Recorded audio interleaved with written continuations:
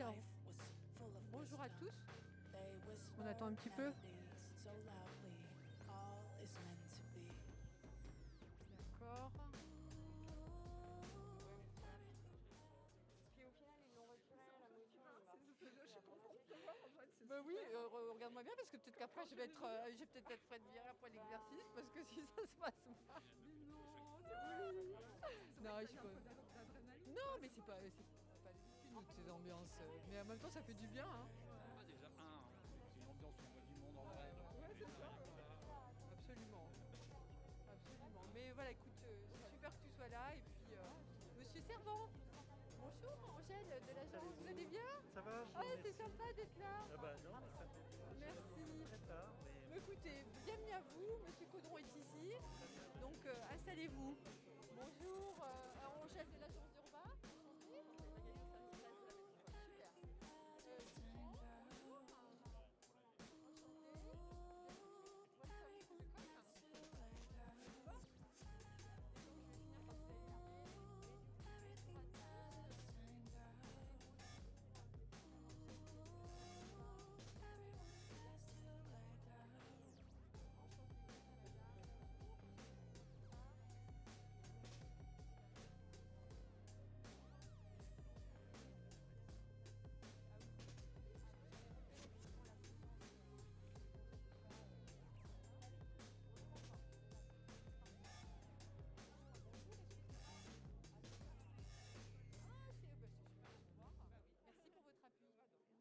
super. Bienvenue, installez-vous.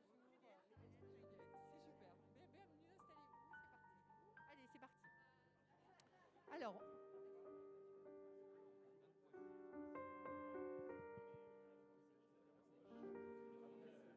Alors, bonjour à tous. On va commencer à s'installer.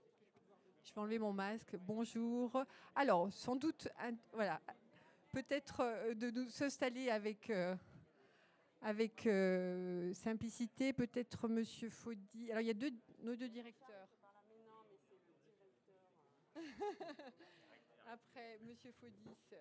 Charles, c'est un peu Là. plus... Et Natalia, je pensais, on changera après peut-être. Monsieur Faudis, Natalia et l'équipe d'Utopie, ou alors peut-être ici et Natalia. Voilà, on y est presque. C'est parti. Natalia, voilà. Voilà, mais je crois que l'équipe est au complet. Oui, j'attends bien le top départ. Eh bien, merci de votre présence. Aderly et Urbalion sont heureux de prononcer cette phrase, enfin. Vous êtes nombreux à avoir répondu à notre invitation. Merci. Expérience, pourquoi? Parce qu'il n'est pas complètement un luxe de se doter de quelques ressources théoriques et pratiques pour peut-être éviter quelques découragements, pour embrasser les questions des transitions, voire des encouragements. Alors vous êtes nombreux, vous êtes aussi dans des secteurs d'activité très différents et je signale cet exercice assez innovant puisque c'est un peu comme une conférence collégiale puisque, je le signale, c'est assez inédit, la presse est associée à notre exercice de partage de contenu. Alors, pour débuter cette expérience, parce que vous l'avez compris, on va travailler, il s'agit d'échanger, d'interagir. Je propose, et je remercie tout de suite, Yves Chavant, vous êtes le premier vice-président de la CCI, Lyon Métropole Saint-Étienne-Roanne. Merci d'avoir accepté d'introduire ce format un petit peu hybride, hein, on en reparlera, entre des urbanistes, le monde économique. Quels seraient vos mots d'introduction pour nous encourager ? Bien, tout d'abord, merci d'avoir organisé cette conférence. Comme vous venez de le dire, ça fait du bien de voir du monde. Hein, j'espère qu'on va pouvoir continuer. Et donc c'est la deuxième conférence de cette nouvelle série de conférences initiée par votre agence Urbalion en lien avec l'Aderly. Alors, tout d'abord, je voudrais vous dire quelques mots sur la CCI de Lyon Métropole Saint-Étienne-Roanne. Car notre CCI est la première CCI de France Alors Paris étant une CCI régionale, nous considérons que Lyon est la première CCI de France. C'est une CCI territoriale et métropolitaine. Oui, pardon de vous interrompre, je ne l'ai pas dit, mais vous êtes bien sûr le partenaire historique fondateur de la DERLI. Exactement. Qui a 45 ans d'âge. 47 ans. Une jeune quinca. Excusez-moi de ne pas avoir situé le sujet et que bien sûr cette introduction prend tout son sens à l'aune de ce partenariat. Effectivement, puisque la CCI est en association avec la ville de Lyon, le Grand Lyon à l'époque, on disait, est à l'origine de la création de la DERLI. Donc quelques mots rapides sur la première CCI de France qui représente 150 000 entreprises, établissements de l'industrie, du commerce et des services de la métropole de Lyon, d'une grande partie du Rhône et de la Loire. Il y a encore un petit village gaulois au nord du département du Rhône qui résiste, mais non, c'est Villefranche-sur-Saône. Mais vous connaissez Poule? Moi, je connais bien aussi, c'est un bel endroit. Notre mission, la mission de la CCI est simple en fait, c'est représenter et défendre les intérêts des entreprises, notamment influer sur les décisions politiques de la politique publique, accompagner les entreprises depuis leur création et dans leur phase de développement, accompagner les collectivités territoriales dans la performance du territoire, notamment via le programme comme la DERLI, et puis contribuer à la gestion des grands équipements, puisque la CCI est actionnaire de l'aéroport de Lyon, actionnaire majoritaire de Rexpo, actionnaire de M Lyon, entre autres, et donc c'est quand même des équipements très structurants pour le territoire. En fait, pour résumer notre rôle, nous avons 3 clients, le territoire, et nous participons à son développement, l'entreprise et puis l'individu, puisque par nos centres de formation, notamment CCI Formation, eh bien, nous accompagnons les citoyens du territoire à acquérir de nouvelles compétences.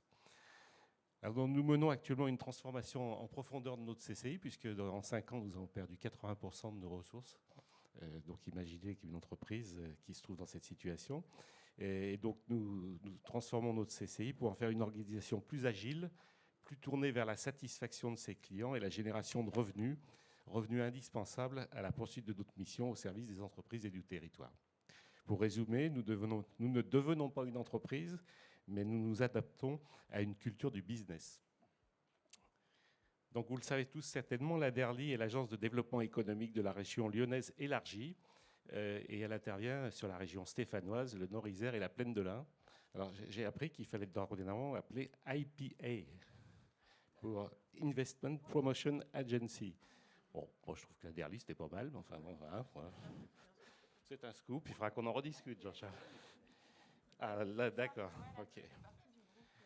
La CCI, alors c'était à l'époque la CCI de Lyon, cofondatrice de la DERLI, première agence de développement économique en France, créée donc il y a 47 ans, en 1974, avec le Grand Lyon, ainsi que le département du Rhône et le MEDEF Lyon-Rhône.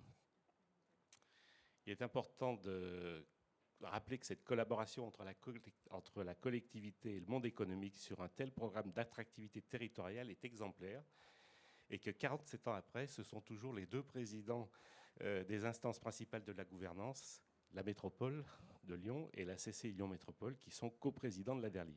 Alors c'est toujours les 2 présidents, mais ce n'est pas les mêmes, je vous rassure. Depuis 47 ans, ils ont changé. On peut d'ailleurs très naturellement attribuer en grande partie le succès de la DERLI à la constance et à la longévité de la réussite de cette collaboration. Un partenariat exemplaire que nous efforçons de faire perdurer. Fin 2017, la métropole de Lyon et la CCI ont souhaité mesurer l'impact de l'activité de la DERLI à l'aune d'une transition économique, sociale et environnementale. Là aussi, une démarche totalement inédite dans le monde des agences de promotion et d'investissement. Les résultats sont particulièrement positifs, au-delà de nos attentes, pour être tout à fait franc. Et cela nous conforte dans le virage vers une attractivité durable enclenchée il y a quelques années. Quelques chiffres illustrent de façon claire le succès de la DERLI dans la ligne droite de ses missions de la première heure. Donc sa mission, attirer et implanter des entreprises créatrices de valeur pour le territoire et le tissu économique et créatrices d'emplois. Et aussi le succès de la DERLI dans l'intégration de principes menant à une attractivité plus durable. Sans dévoiler tous les résultats de l'étude, je ne résiste pas au plaisir de partager avec vous 3 chiffres clés particulièrement significatifs de ce bilan de la DERLI sur ces 10 dernières années. 10 000 emplois créés sur 10 ans, c'est 11% de la création d'emplois de la Mélise. Donc la Mélise, c'est la grande aire métropolitaine, hein, au-delà de la métropole. Donc c'est 11% des emplois créés, c'est quand même pas négligeable. C'est 574 entreprises toujours en activité sur les 831 implantées sur les 10 dernières années. Et c'est 70 000 tonnes d'équivalent CO2 évitées. On va revenir sur tous ces beaux résultats dans le développement de cette séance. Et derrière ces chiffres, parmi les entreprises qui sont implantées, on peut citer, je vais citer quelques noms, hein, Boehringer, hein, qui est une entreprise qui est installée à Gerland, entreprise biopharmaceutique, 250 millions d'euros d'investissement. Lombardie, qui est venue de Suisse, qui propose des services d'ingénierie en infrastructure. Idai, entreprise chinoise de cosmétiques, dont j'ai reçu d'ailleurs les responsables chinois à la CCI, avec toute leur force de vente, et je sais pas, il y a d'être partout. Mais une entreprise visiblement très dynamique dans le domaine de la cosmétique, qui est installée dans le parc industriel de la Plaine de l'Ain. La maroquinerie des Pierres Dorées, entreprise française qui confectionne des produits de grande marque dans l'ouest lyonnais. Et puis, autre exemple, Nova Haus, entreprise hollandaise spécialisée dans le reconditionnement de batteries de vélos électriques, qui est également implantée dans l'ouest lyonnais. Et en avant-première, pour compléter ce tableau, je peux vous citer 2 entreprises qui sont sur le point de venir s'implanter. Il ne faudra pas le répéter. Hein. Donc on aime ces infos exclusives. Usage, qui est une entreprise à mission de l'économie sociale et solidaire qui développe des solutions industrielles de réemploi des contenants et emballages. Donc c'est une activité hors métropole, en complément des acteurs déjà présents intramétropole. Et puis une deuxième information, c'est la société Cavac Biofib, qui est un acteur incontournable de la transformation de fibres végétales sur l'Europe, le chanvre et le lin essentiellement. Bravo. Donc nous discutons en ce moment avec le nouvel exécutif de la métropole de Lyon sur l'évolution de la stratégie de l'Aderly. Et cette étude réalisée par Utopie est particulièrement précieuse et nous conforte dans les principes pour une attractivité durable que nous avons mis en œuvre ces dernières années. Donc je vous remercie et je vous souhaite c'est nous qui vous une bonne remercions, conférence. Merci beaucoup, monsieur le Premier vice-président, d'avoir introduit et puis d'avoir incarné en citant des entreprises. Voilà, on est bien dans ce format de dialogue et de vous remercier de ces encouragements au format et bien sûr de profiter de la présence d'Emeline Beaune, première vice-présidente en charge de l'économie, l'emploi, le commerce, le numérique et la commande publique. Vous avez fait votre maximum, je peux en témoigner, je félicite, oui, je remercie aussi vos collaboratrices pour que vous soyez avec nous à l'instant. Donc on a prévu une conclusion, mais évidemment, introduction avec tous les deux, c'est juste parfait. Oui, donc je suis arrivée à temps. Bonjour à toutes et à tous. Merci beaucoup aux équipes de l'Aderly et aux équipes de l'agence d'urbanisme, dit autrement Urbalion, d'avoir œuvré à ce temps collectif qui permet aussi de faire fonctionner, je pensais Yves que tu le dirais, parce qu'en général, la CCI le dit toujours, une structure de l'événementiel qui est fort heureuse de travailler. Voilà. Vous dire que cette étude, que je ne découvre pas, parce que ça fait plusieurs fois, elle fait écho à 2 autres études qu'Utopie avait portées par le passé avec le Grand Lyon. Non, elle a été commencée juste à la création de la métropole de Lyon sur des sujets d'empreinte matérielle, de l'économie lyonnaise et de métabolisme. Donc c'est pour remettre une couche sur la cohérence de partenariat qu'évoquait Yves Chavant. Voilà, pour vous dire qu'on est bien dans la continuité du partenariat. Et c'est agréable d'avoir recours à les mêmes expertises à l'époque conduites par Boris Chabanel.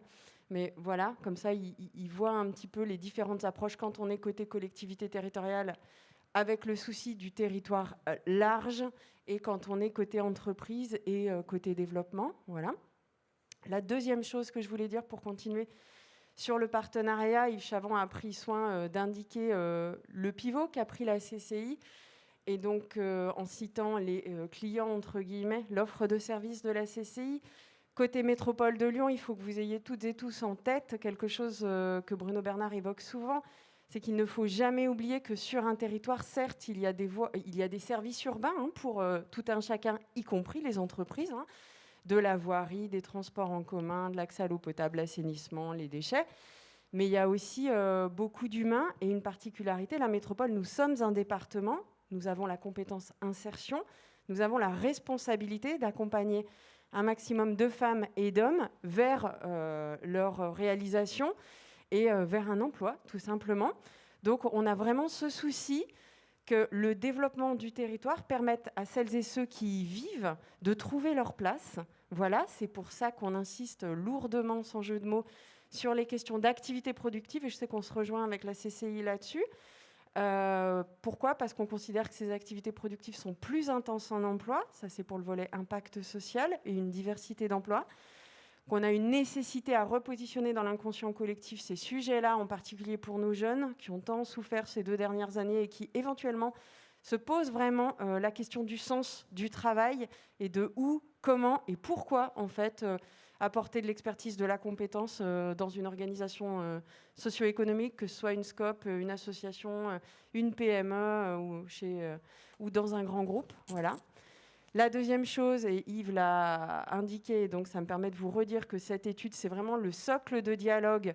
Tout de suite, il y a 1 an, on a commencé, alors je ne me rappelle pas de la date précise du premier COMEX à Derly, mais le dialogue a été très serein sur la base de cette étude, parce que donc on a ce souci de l'impact carbone sur le territoire, donc dit autrement, la sobriété, l'efficacité matière et énergétique. Donc, avec les données que vous allez découvrir aujourd'hui, vous allez voir que 1, il y a des acteurs sur le territoire. 2, il y a aussi de la compréhension dans les équipes de la DERLI et de la CCI de ces sujets-là. Et le 3e sujet qui est incarné aussi dans la gouvernance de la DERLI, c'est l'impact en coopération à laquelle je tiens infiniment. Parce que comme vous l'avez compris, la compétition entre territoires n'a aucun sens. On n'a aucun intérêt à se piquer, entre guillemets, si vous me permettez cette expression, les compétences, les expertises. On a tout intérêt à ce que chacun, chacune, chaque talent soit au bon endroit, au bon moment.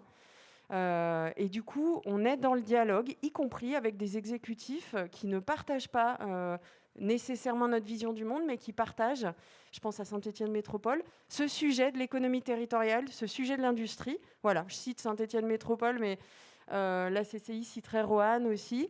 Bon, certes, il n'y a pas Villefranche, mais vous citerez Pipa. Voilà. On a des sujets, et puis comme vous le savez, les sujets structurants de mobilité, de toute façon, se font dans la coopération et se font à une échelle supérieure, qui est l'échelle de la région. Voilà, je voulais vous reciter ces 3 impacts qui nous guident avec Bruno Bernard, l'impact carbone, l'impact social, l'impact en coopération. Je vous remercie du coup de votre disponibilité ce matin et suis à l'écoute de toutes les suggestions, commentaires et je vais suivre avec plaisir les travaux. Mais c'est nous qui vous remercions pour vos disponibilités et d'être ici avec nous. Alors si vous le voulez bien, on va faire un petit 1 minute 34, n'est-ce pas Aurélie, d'un petit lancement, parce que vous ne nous connaissez pas vraiment dans ce format d'animation, donc on s'est dit, tenez, découvrez-le en vidéo.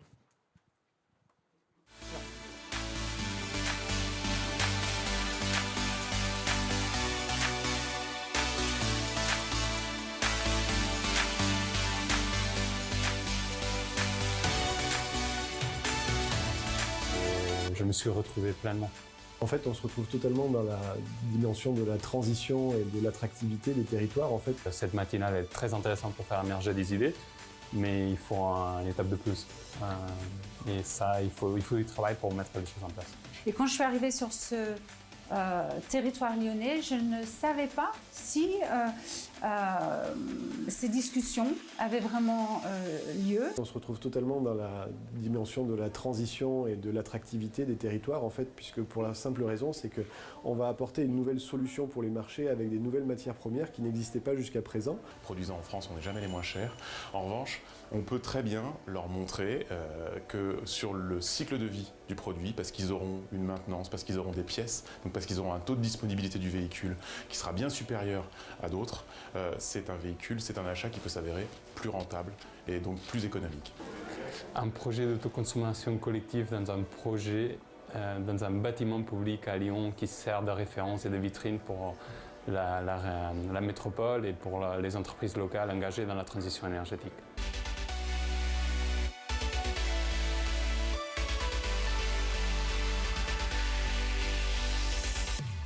Et voilà, c'est parti. Nous allons ouvrir une vingtaine de minutes, un peu de problématisation. C'est un mot un peu compliqué pour dire tout simplement qui fait quoi, comment.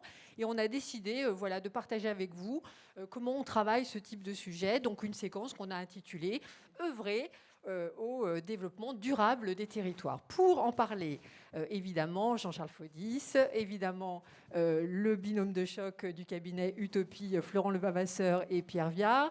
Pour en parler, évidemment, Damien Caudron, directeur d'Urbalion, et Natalia Guerra, qui, avec un français impeccable, va nous emmener avec les réflexions de la CNUSED sur un peu les réalités de nos travaux. Jean-Charles Faudis, je m'approche de vous. On est d'accord que la première question vient tout de suite, bien sûr, à la Derly, qui crée une espèce de dynamique aujourd'hui avec Urbalion.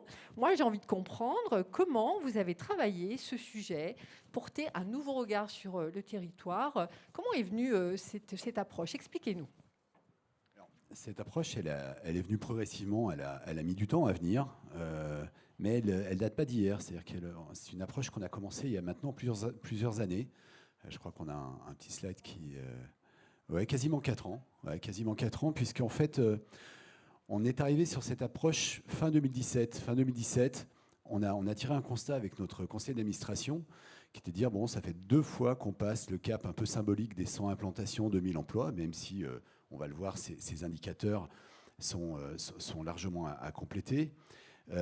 Et avec un constat commun qui était de se dire attention, il faut qu'on fasse attention à l'équilibre entre ce que les marketeurs appellent distribution numérique et distribution valeur. En 2 mots, distribution numérique, finalement la quantité de ce que l'on fait, et distribution de valeur, comme son nom l'indique, la valeur et la qualité de ce que l'on fait. Et on était tous d'accord pour être extrêmement vigilants à ce point-là. Donc on a décidé d'engager une stratégie sur les 3 ans qui suivaient, 18, 19, 20, qui s'est appelé de plus à mieux, comme l'avait fait remarquer, je crois que c'était Philippe Valentin qui m'avait dit, ok, de plus à mieux, ça ne veut pas dire de moins à mieux. J'ai dit, non Philippe, t'inquiète pas, l'idée c'est pas de faire moins, mais c'est de faire attention à continuer de faire bien, voire essayer de faire mieux.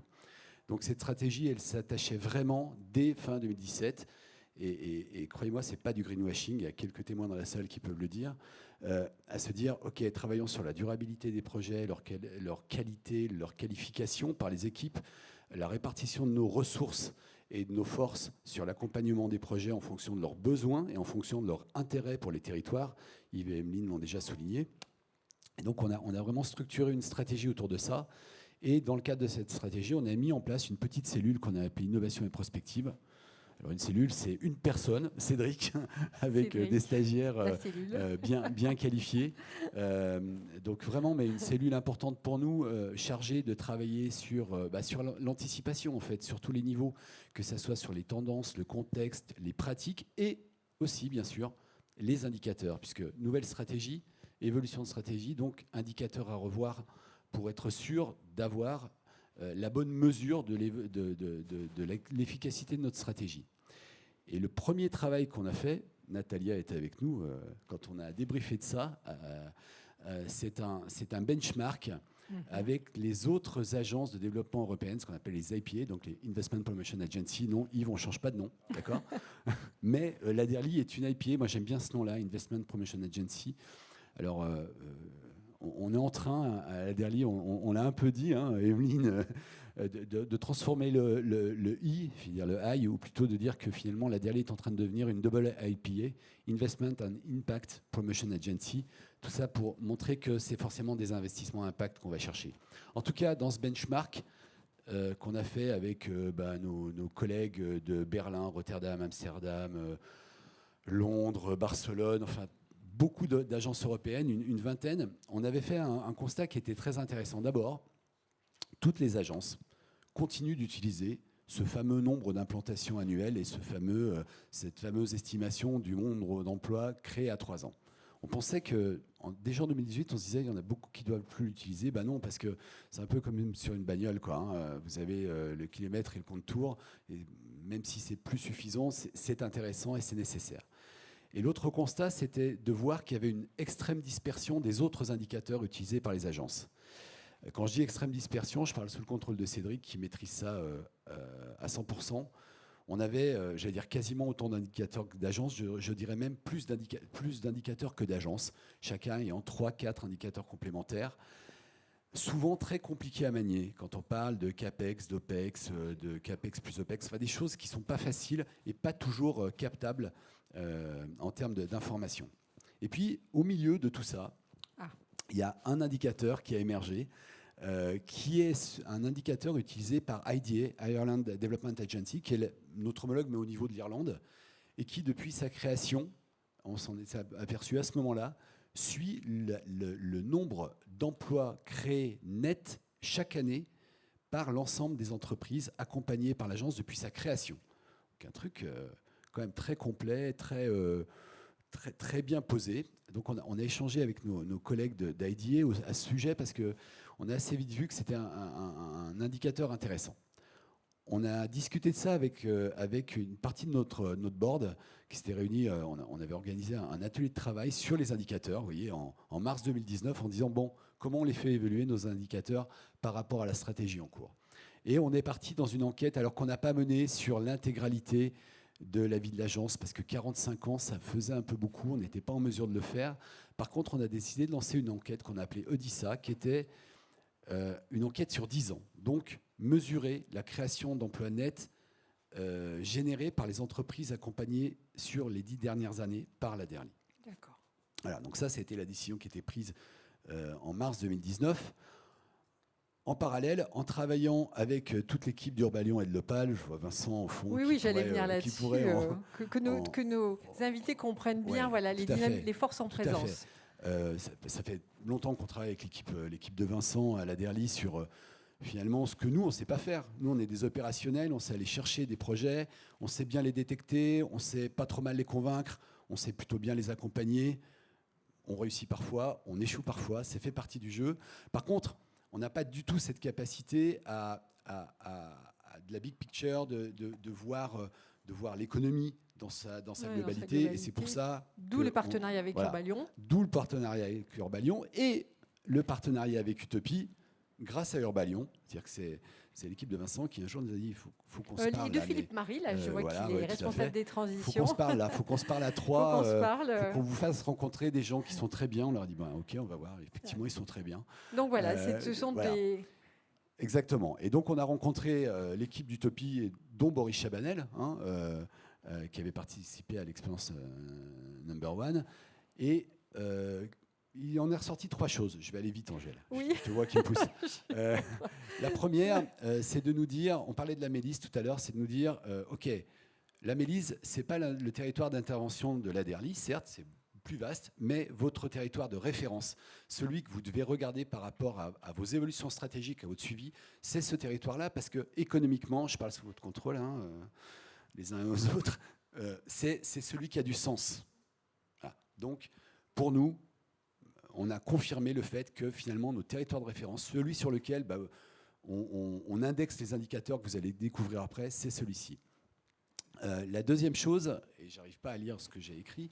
C'est pas grave, ça permet plus de... c'est effectivement de se dire, il faut aller sur une démarche qui est plus large que ça, qui consiste à dire comment on rend le territoire plus résilient. Nous, on était un peu la tête dans le guidon, comment on développe.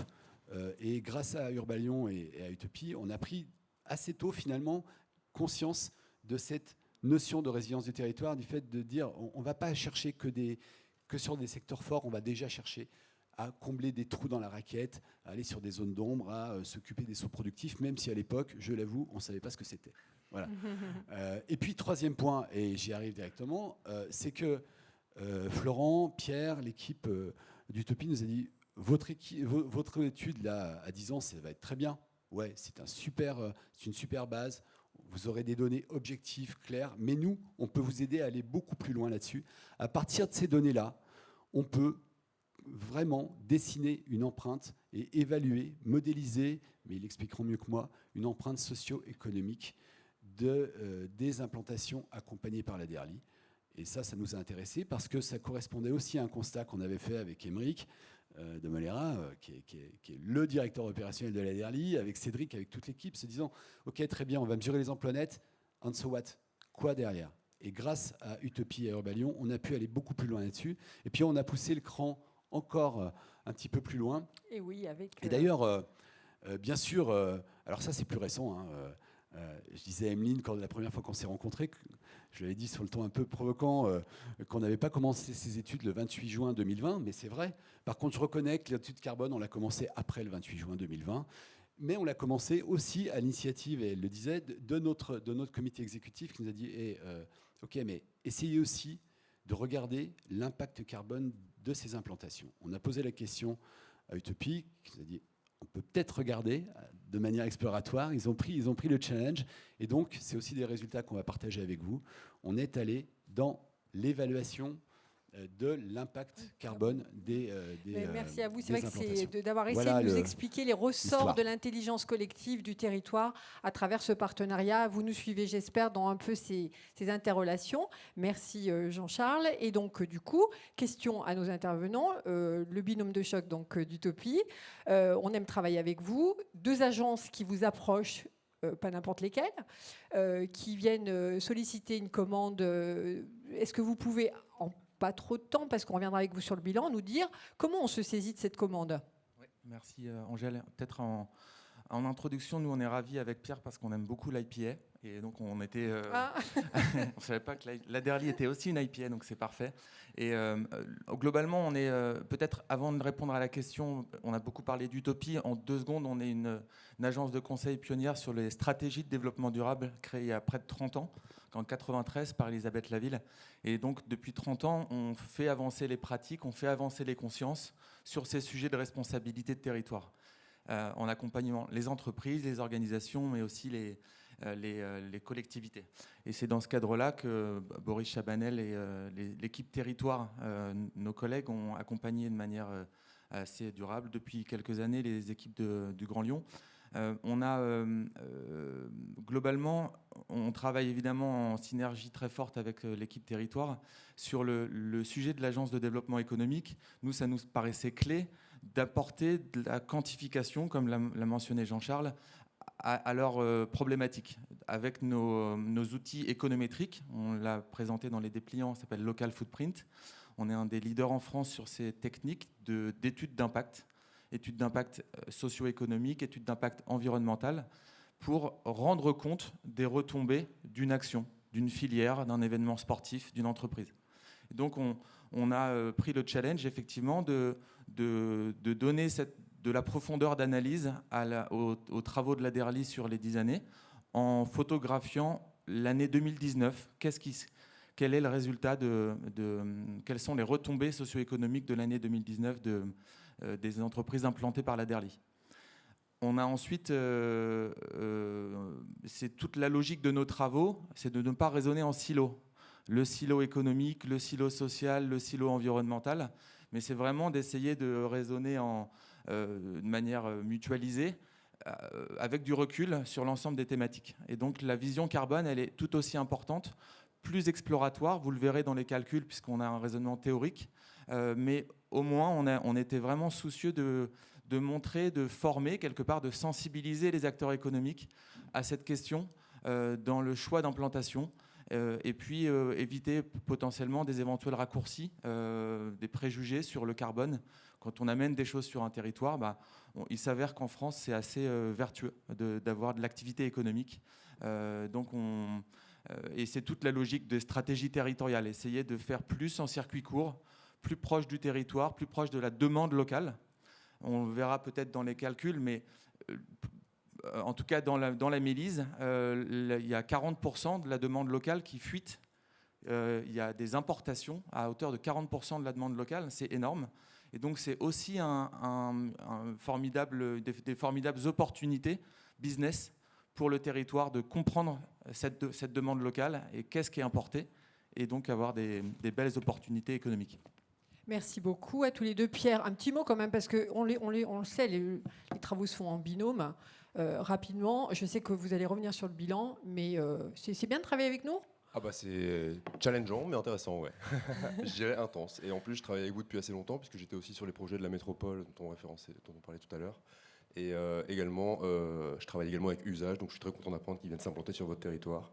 Donc voilà. Mais c'est super intéressant, challengeant et très heureux d'être ici avec des gens. Oui, dans un bel endroit, on le dit quand même, on est dans un endroit magnifique, très inspirant.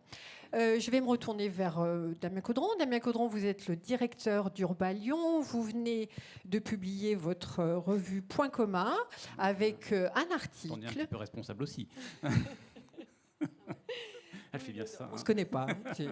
Et donc, vous venez de publier un article remarqué sur 17 objectifs pour bâtir un projet de territoire durable. Alors, de l'article à l'expérience et les protagonistes en présence, expliquez-nous comment vous travaillez cette question du développement durable des territoires et c'est quoi cette collaboration innovante?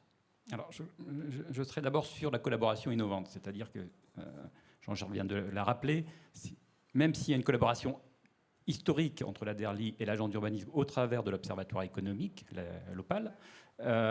Sur le reste, finalement, c'est très récent. Alors, il y a 3 ans, je suis allé dans les locaux de la DERLI, je me suis présenté, directeur d'Urba Lyon. Marguerite a regardé avec des grands yeux comme ça, sans savoir trop de quoi il s'agissait.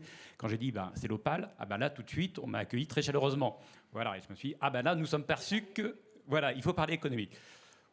Je me permettrai l'anecdote, quand Jean-Charles, Cédric ou d'autres parlent à la DERLI, je ne comprends pas un mot sur 2, hein, mais on essaie quand même, sur le fond, c'est réciproque, oui, toi aussi. Mais pourtant, je fais des efforts. Hein.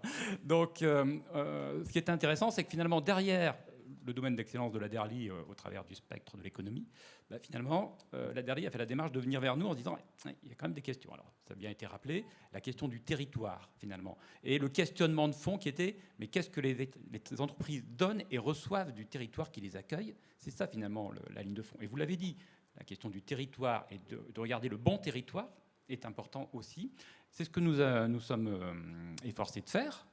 Et c'est vrai que ça a été une certaine fierté quand, en Assemblée générale de la DERLI, ça devait être donc en 2019, il a été dit que maintenant le territoire de référence, c'était l'aire métropolitaine Lyon-Saint-Étienne, et donc que d'autant plus l'agence d'urbanisme apportait son concours à cet élément de connaissance. Nous sommes, certes, une agence d'urbanisme, ça c'est historique aussi, hein, on a quelques années, quelques décennies aussi comme la DERLI, et pour autant, de plus en plus, nous sommes devenus un outil d'ingénierie des territoires. Et le champ d'activité de l'urbanisme est devenu un élément toujours important, toujours historique, on en a une certaine fierté, mais aujourd'hui qui s'est ouvert à beaucoup d'autres champs. Depuis une vingtaine d'années, nous portons l'Observatoire économique métropolitain, partenarial, hein, qui associe un grand tour de table, mais nous le faisons sur toute une série de champs de la politique thématique en tant que telle. Je reviens... Finalement, donc on s'est dit, qu'est-ce qu'on peut apporter comme élément de connaissance pour sortir, en effet, des indicateurs classiques en tant que tels, et de pousser un peu la réflexion sur, finalement, qu'est-ce qu'il faut comprendre de plus de ce que porte la politique d'action, d'accueil de la DERLI, et avec en plus une préoccupation qui était, mais une fois qu'on a accueilli les entreprises, qu'est-ce qu'on leur donne, comment on les accompagne, les accueillis, hein, je crois que c'est bien l'appellation qui est retenue, finalement, comment faire en sorte de garder le contact, voilà, et montrer que ce territoire, il se passe des choses, un certain nombre d'éléments de ce type-là. Très rapidement, on a aussi posé quand même quelques questions entre nous, qui étaient de dire, c'est quoi finalement l'objectif de nos actions, et est-ce qu'on n'a pas l'impression de temps en temps que en conduisant bien les objectifs qui nous sont fixés, on ne se trompe pas, ou en tout cas on ne vient pas contrecarrer d'autres politiques publiques. Il faut du foncier pour accueillir des entreprises, et pour autant il faut protéger... Voilà, il faut... Alors, soit de la concurrence sur certains objets, sur des équipements, et puis de plus en plus, on va dire, il faut protéger le foncier parce qu'il a une valeur pour le vivant, etc. Donc ces éléments-là, le territoire, les questionnements, on en a tous, hein, on a parfois des certitudes en premier affichage, et finalement on a quand même beaucoup de questionnements, nous a amené aussi à se dire, mais finalement, comment essayer de trouver un nouveau référentiel d'action, ou en tout cas de pensée puis d'action, on va le faire dans le bon sens, pour faire en sorte que quand on agit avec intelligence sur le territoire, et on agit en interaction avec les autres politiques publiques. Et c'est ça, et on y reviendra tout à l'heure, sur le référentiel des 17 ODD, un des objectifs du développement durable de l'ONU, que nous avons expérimenté et pour lequel la DERLI est venue avec grand intérêt, et pour lequel on a rencontré beaucoup d'entreprises aussi qui, au travers du prisme de leur RSE, se sont dit, finalement, une telle démarche, ça nous permet aussi d'atterrir territorialement sur ces démarches de responsabilité, je dirais, sociale et environnementale, même si ce n'est pas tout à fait le terme exact. Et l'autre élément qui nous a conduit, et qui nous conduit encore, c'est la question des transitions. On sait bien que les choses sont en train de changer. Il n'y a pas que la crise sanitaire qui a fait que. Ça fait quelques années qu'on se pose des questions. On a déjà évoqué cette question du tissu économique durable, pourvoyeur d'emplois, d'emplois pour tous, surtout, protecteur de son environnement. Là, il y a un vrai changement aussi dans l'accompagnement auprès des entreprises et par les entreprises elles-mêmes. La mobilité, qui est un vrai enjeu sur lequel il faut... Alors, c'est la mobilité des personnes et des marchandises. Les deux ont un rôle extrêmement important. Toute la question de la logistique et des évolutions de nos sociétés, et des comportements d'achat, par exemple.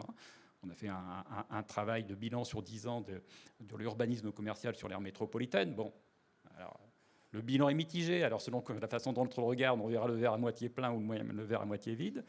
La question du respect du vivant, je le disais, aujourd'hui on parle de limitation de l'artificialisation des sols, de sobriété foncière, donc ça veut dire qu'il faut aussi penser autrement l'implantation des entreprises, le fonctionnement des entreprises aussi pour pouvoir faire, entre guillemets, à l'économie foncière, ou en tout cas dans une logique de recyclage notamment, et toute la politique de friche. Et puis l'enjeu, alors on en sort tous, il paraît, peut-être pas complètement, les enjeux de santé, de bien-être, de cadre de vie. Voilà, les salariés, ce sont aussi des habitants, donc il faut aussi être dans cette problématique-là. Ce sont ces questions d'accompagnement nouveau que l'on a essayé de partager et qu'on continuera à partager, en tout cas nous l'espérons. En tout cas, pour l'agence d'urbanisme de Lyon, c'est un vrai changement de paradigme dans la façon de penser et d'agir. Donc on essaye de systématiser dans nos démarches un référentiel beaucoup plus systématique en tant que tel, de partager l'ensemble avec nos propres membres et partenaires, mais aussi aller à la rencontre de beaucoup plus d'acteurs économiques et sociaux que nous n'allions pas forcément chercher en tant que tel. Voilà, je reviendrai un petit peu tout à l'heure. Oui, vous y reviendrez. Même si on dépasse un peu le chrono, on reviendra quand même vers vous, Damien Caudron, pour une ouverture en fin de séance, et aussi vers Natalia. Natalia, que j'interroge maintenant avec un peu de retard, mais... franchement, on va avoir, grâce à vous et ce propos conclusif de l'introduction, enfin de cette première séquence, comment, du point de vue de la CNUSED, voilà, vous participez à cette aventure partenariale, que nos invités comprennent bien. Vous avez quand même cette vision de l'investissement, de la durabilité. L'investissement, il a quand même un peu souffert, même beaucoup, avec tout ce qui s'est passé. Comment vous associez à notre travail et pourquoi c'est intéressant d'avoir une approche locale, globale, grâce à votre regard ? Très près, Natalia. Plus proche de votre... Ça va ? Ouais, alors peut-être qu'on va changer... Non, allô. Ah, c'est parfait. C'était allumé, je l'ai attendre au soleil. Bonjour, merci Angèle. Voilà, la CNUSED, c'est l'agence de la ONU pour le commerce et le développement. Et moi, je travaille à la division de l'investissement et l'entreprise, et spécifiquement à la section des promotions d'investissement. Et notre clientèle principale sont les IPA, les agences de promotion d'investissement. Et bien sûr que la ONU, c'est une organisation qui travaille avec les pays. Notre principale clientèle, c'est les agences nationales de promotion d'investissement, qui dans le cas de France, c'est Business France, si je ne me trompe pas, oui. Mais on a les amis, les partenaires, qui est local, régional, comme Invest Lyon à Darly. On a les partenaires chouchous qu'on dit, comme Costa Rica, Durban, en Afrique du Sud. On a des agences Irlande, par exemple, sont très proches et nous aident beaucoup. Et ce que nous faisons, c'est surtout, vous voyez, mon nom disait Capacity Building Coordinator. On travaille pour la création des capacités dans les pays en développement, fondamentalement, pour que l'investissement étranger, fondamentalement, mais aussi l'investissement national, a des impacts positifs, durables, à travers la création d'emplois, la transférence des technologies, etc., non, la réduction de l'empreinte carbone, etc. Et dernièrement, on a bien sûr une fois que l'agenda 2030 sur les ODD, les objectifs de développement durable, a été approuvé en 2015, on travaille durement pour assurer que les ODD sont, comme on dit, je pense qu'on dit aussi en français, transversalisés, ceux qui sont inclus dans le travail de l'Agence de promotion d'investissement. D'accord. De cette façon-là, on s'est relationné, même avant ça, avec Invest Lyon, parce que depuis longtemps, il y a une relation formelle, même des années 90, avec la NUCET, parce qu'il y a toujours la création d'un réseau des agences, spécialement pour ça, pour encourager les échanges, pour créer la connaissance et pour alors, encourager les échanges, donc nous y sommes. Et ça, c'est pour ça que je suis là. Je suis là aussi pour apprendre.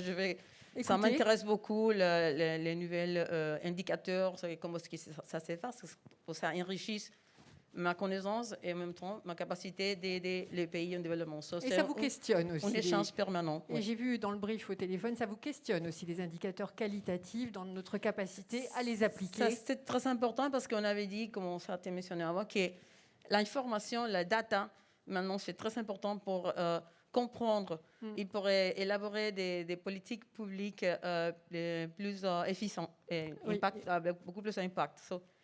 C'est important de développer des indicateurs, relevants, importants, et pas seulement les montants d'investissement, mais les emplois qui sont générés comme ça. Simplement, il faut aller ailleurs. Ouais. Et on regarde partout un peu comment les différents, en ce cas-là, les agences de promotion d'investissement sont en train de faire.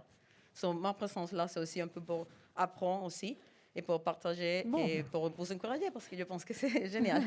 Très bien, mais merci. Une démarche apprenante, on l'aura compris. Et donc, j'espère que voilà, vous avez plus en tête cette collaboration qu'on a souhaité partager avec vous. Donc, on a pris un petit peu de retard, mais on peut compter sur les qualités et le sens des éléments de synthèse de l'équipe d'Utopie pour rentrer dans la deuxième séquence, messieurs et madame la vice-présidente, pour présenter ce fameux bilan avec un petit chapeau, côté Adderly, bien sûr, et peut-être écouter en un quart d'heure ces deux méthodos quand même. On a envie de comprendre parce qu'on se questionne et on veut savoir pour mieux en être. Un petit élément de présentation sur l'équipe Utopie. Sur l'équipe Utopie, non, pas. Non, sur le bilan, sur l'approche globale, est-ce que tu veux dire un mot ? Oui, non, je vais juste répéter ce que dit Jean-Charles, mais juste pour recontextualiser là tout de suite maintenant. L'idée, c'était effectivement en complément des indicateurs historiques que l'on a en termes de nombre d'implantations et nombre d'emplois déclarés qui seront créés à 3 ans par les sociétés qui sont accompagnées, c'était de se dire, aujourd'hui, à une date donnée, quels sont les effectifs que représentent les entreprises qui ont été implantées sur les 10 dernières années. Et en fait, en interne, on a conduit une enquête avec toute l'équipe commerciale qui s'est mise à contacter, donc ça nous a permis aussi de faire un suivi relation client, de contacter un à un les porteurs de projets, les directeurs, les directions, pour savoir effectivement l'état de l'effectif du site que nous avons accompagné sur les 10 dernières années. Et ça a formé cette base. Donc les chiffres ont été donnés, on va revenir dessus.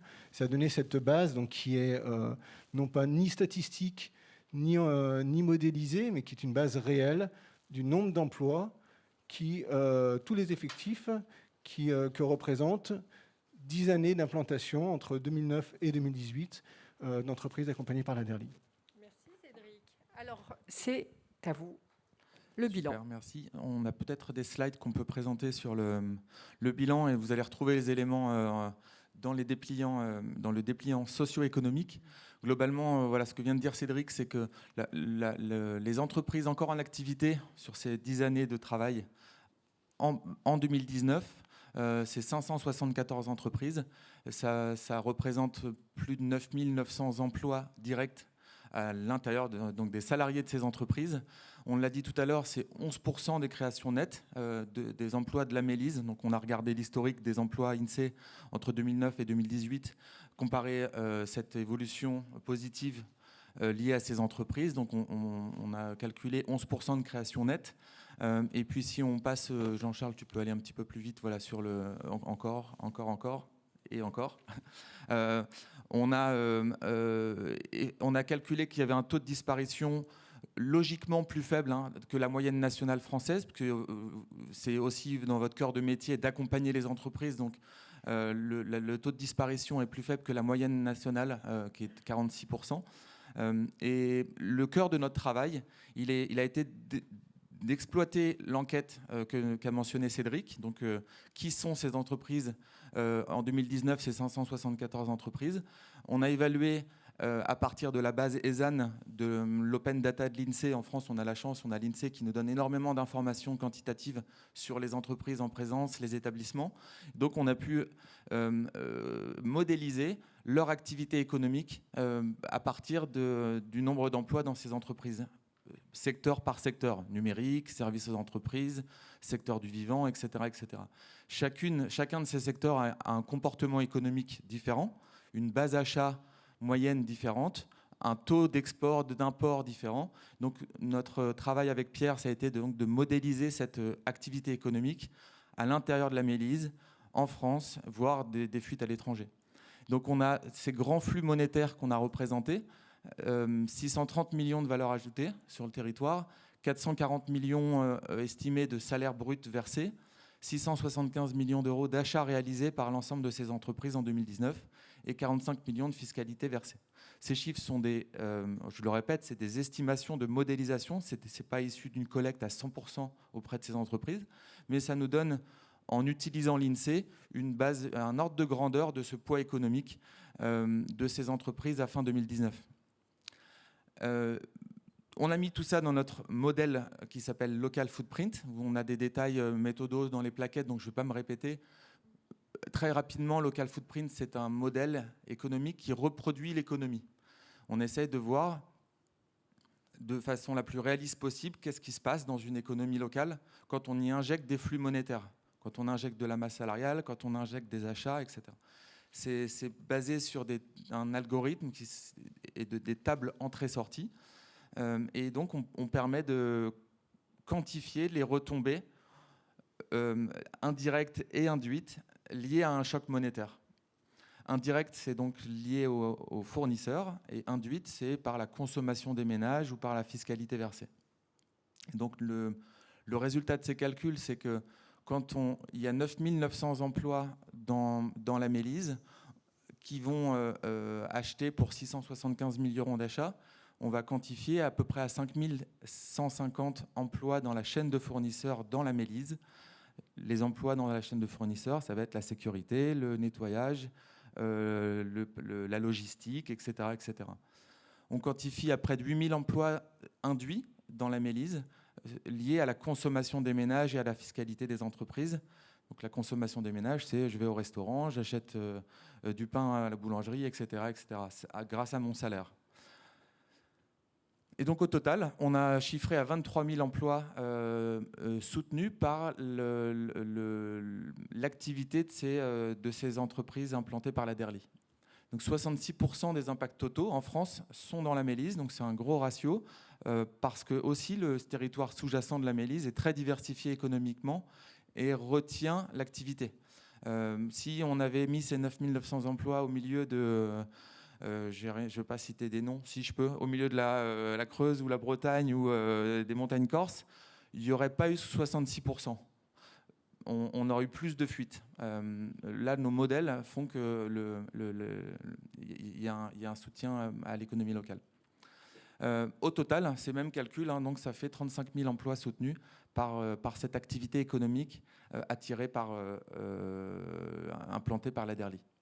Donc ça, c'est vraiment la vision, le résultat de nos calculs. Si on le traduit, ce montant en euros de PIB généré, donc de contribution au PIB, on va avoir un chiffre à 2 milliards d'euros de contribution au PIB par cette activité. Est-ce que tu veux rajouter des choses, Pierre, ou merci. Donc ça, c'est la conclusion de notre étude. Alors, je ne vais pas chercher à faire réagir parce que peut-être qu'on reviendra après avec nos invités qui nous font le métier d'être là sur Mais moi, je pense que ce qui est intéressant, par contre, c'est cette vision globale. Vous l'avez dit, Jean-Charles, tout à l'heure. Je n'ai pas retenu d'ailleurs l'expression full picture. Il y avait un terme pour définir la façon dont on fait tous des efforts aussi dans les formats pour donner l'entièreté des informations et les successions logiques qui apparaissent. Et je crois que là, merci à vous, Cabine Utopie, d'avoir accepté cet exercice sur une seule slide. C'est une victoire par rapport au syndrome PPT. On est tous d'accord.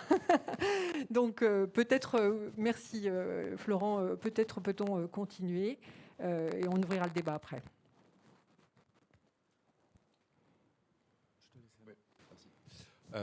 Donc pour continuer un peu le propos que Florent a débuté précédemment, donc dans un premier temps, on s'est vraiment intéressé à quel était l'impact emploi lié à l'activité des entreprises à 2019, donc implantées par la DERLI.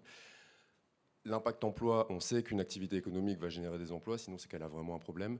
Mais on sait également qu'une activité économique va avoir tendance à générer des émissions de CO2. Ça, c'est quelque chose qui paraît assez évident. Et la question qu'on s'est posée ici, c'est de se dire qu'est-ce que finalement il se serait passé dans le cas où la DERLI n'avait pas eu d'activité pendant ces 10 dernières années. Autrement dit, quelles finalement auraient été les émissions de CO2 dans la globalité si les 574 entreprises et les près de 10 000 emplois n'avaient pas été implantés par la DERLI.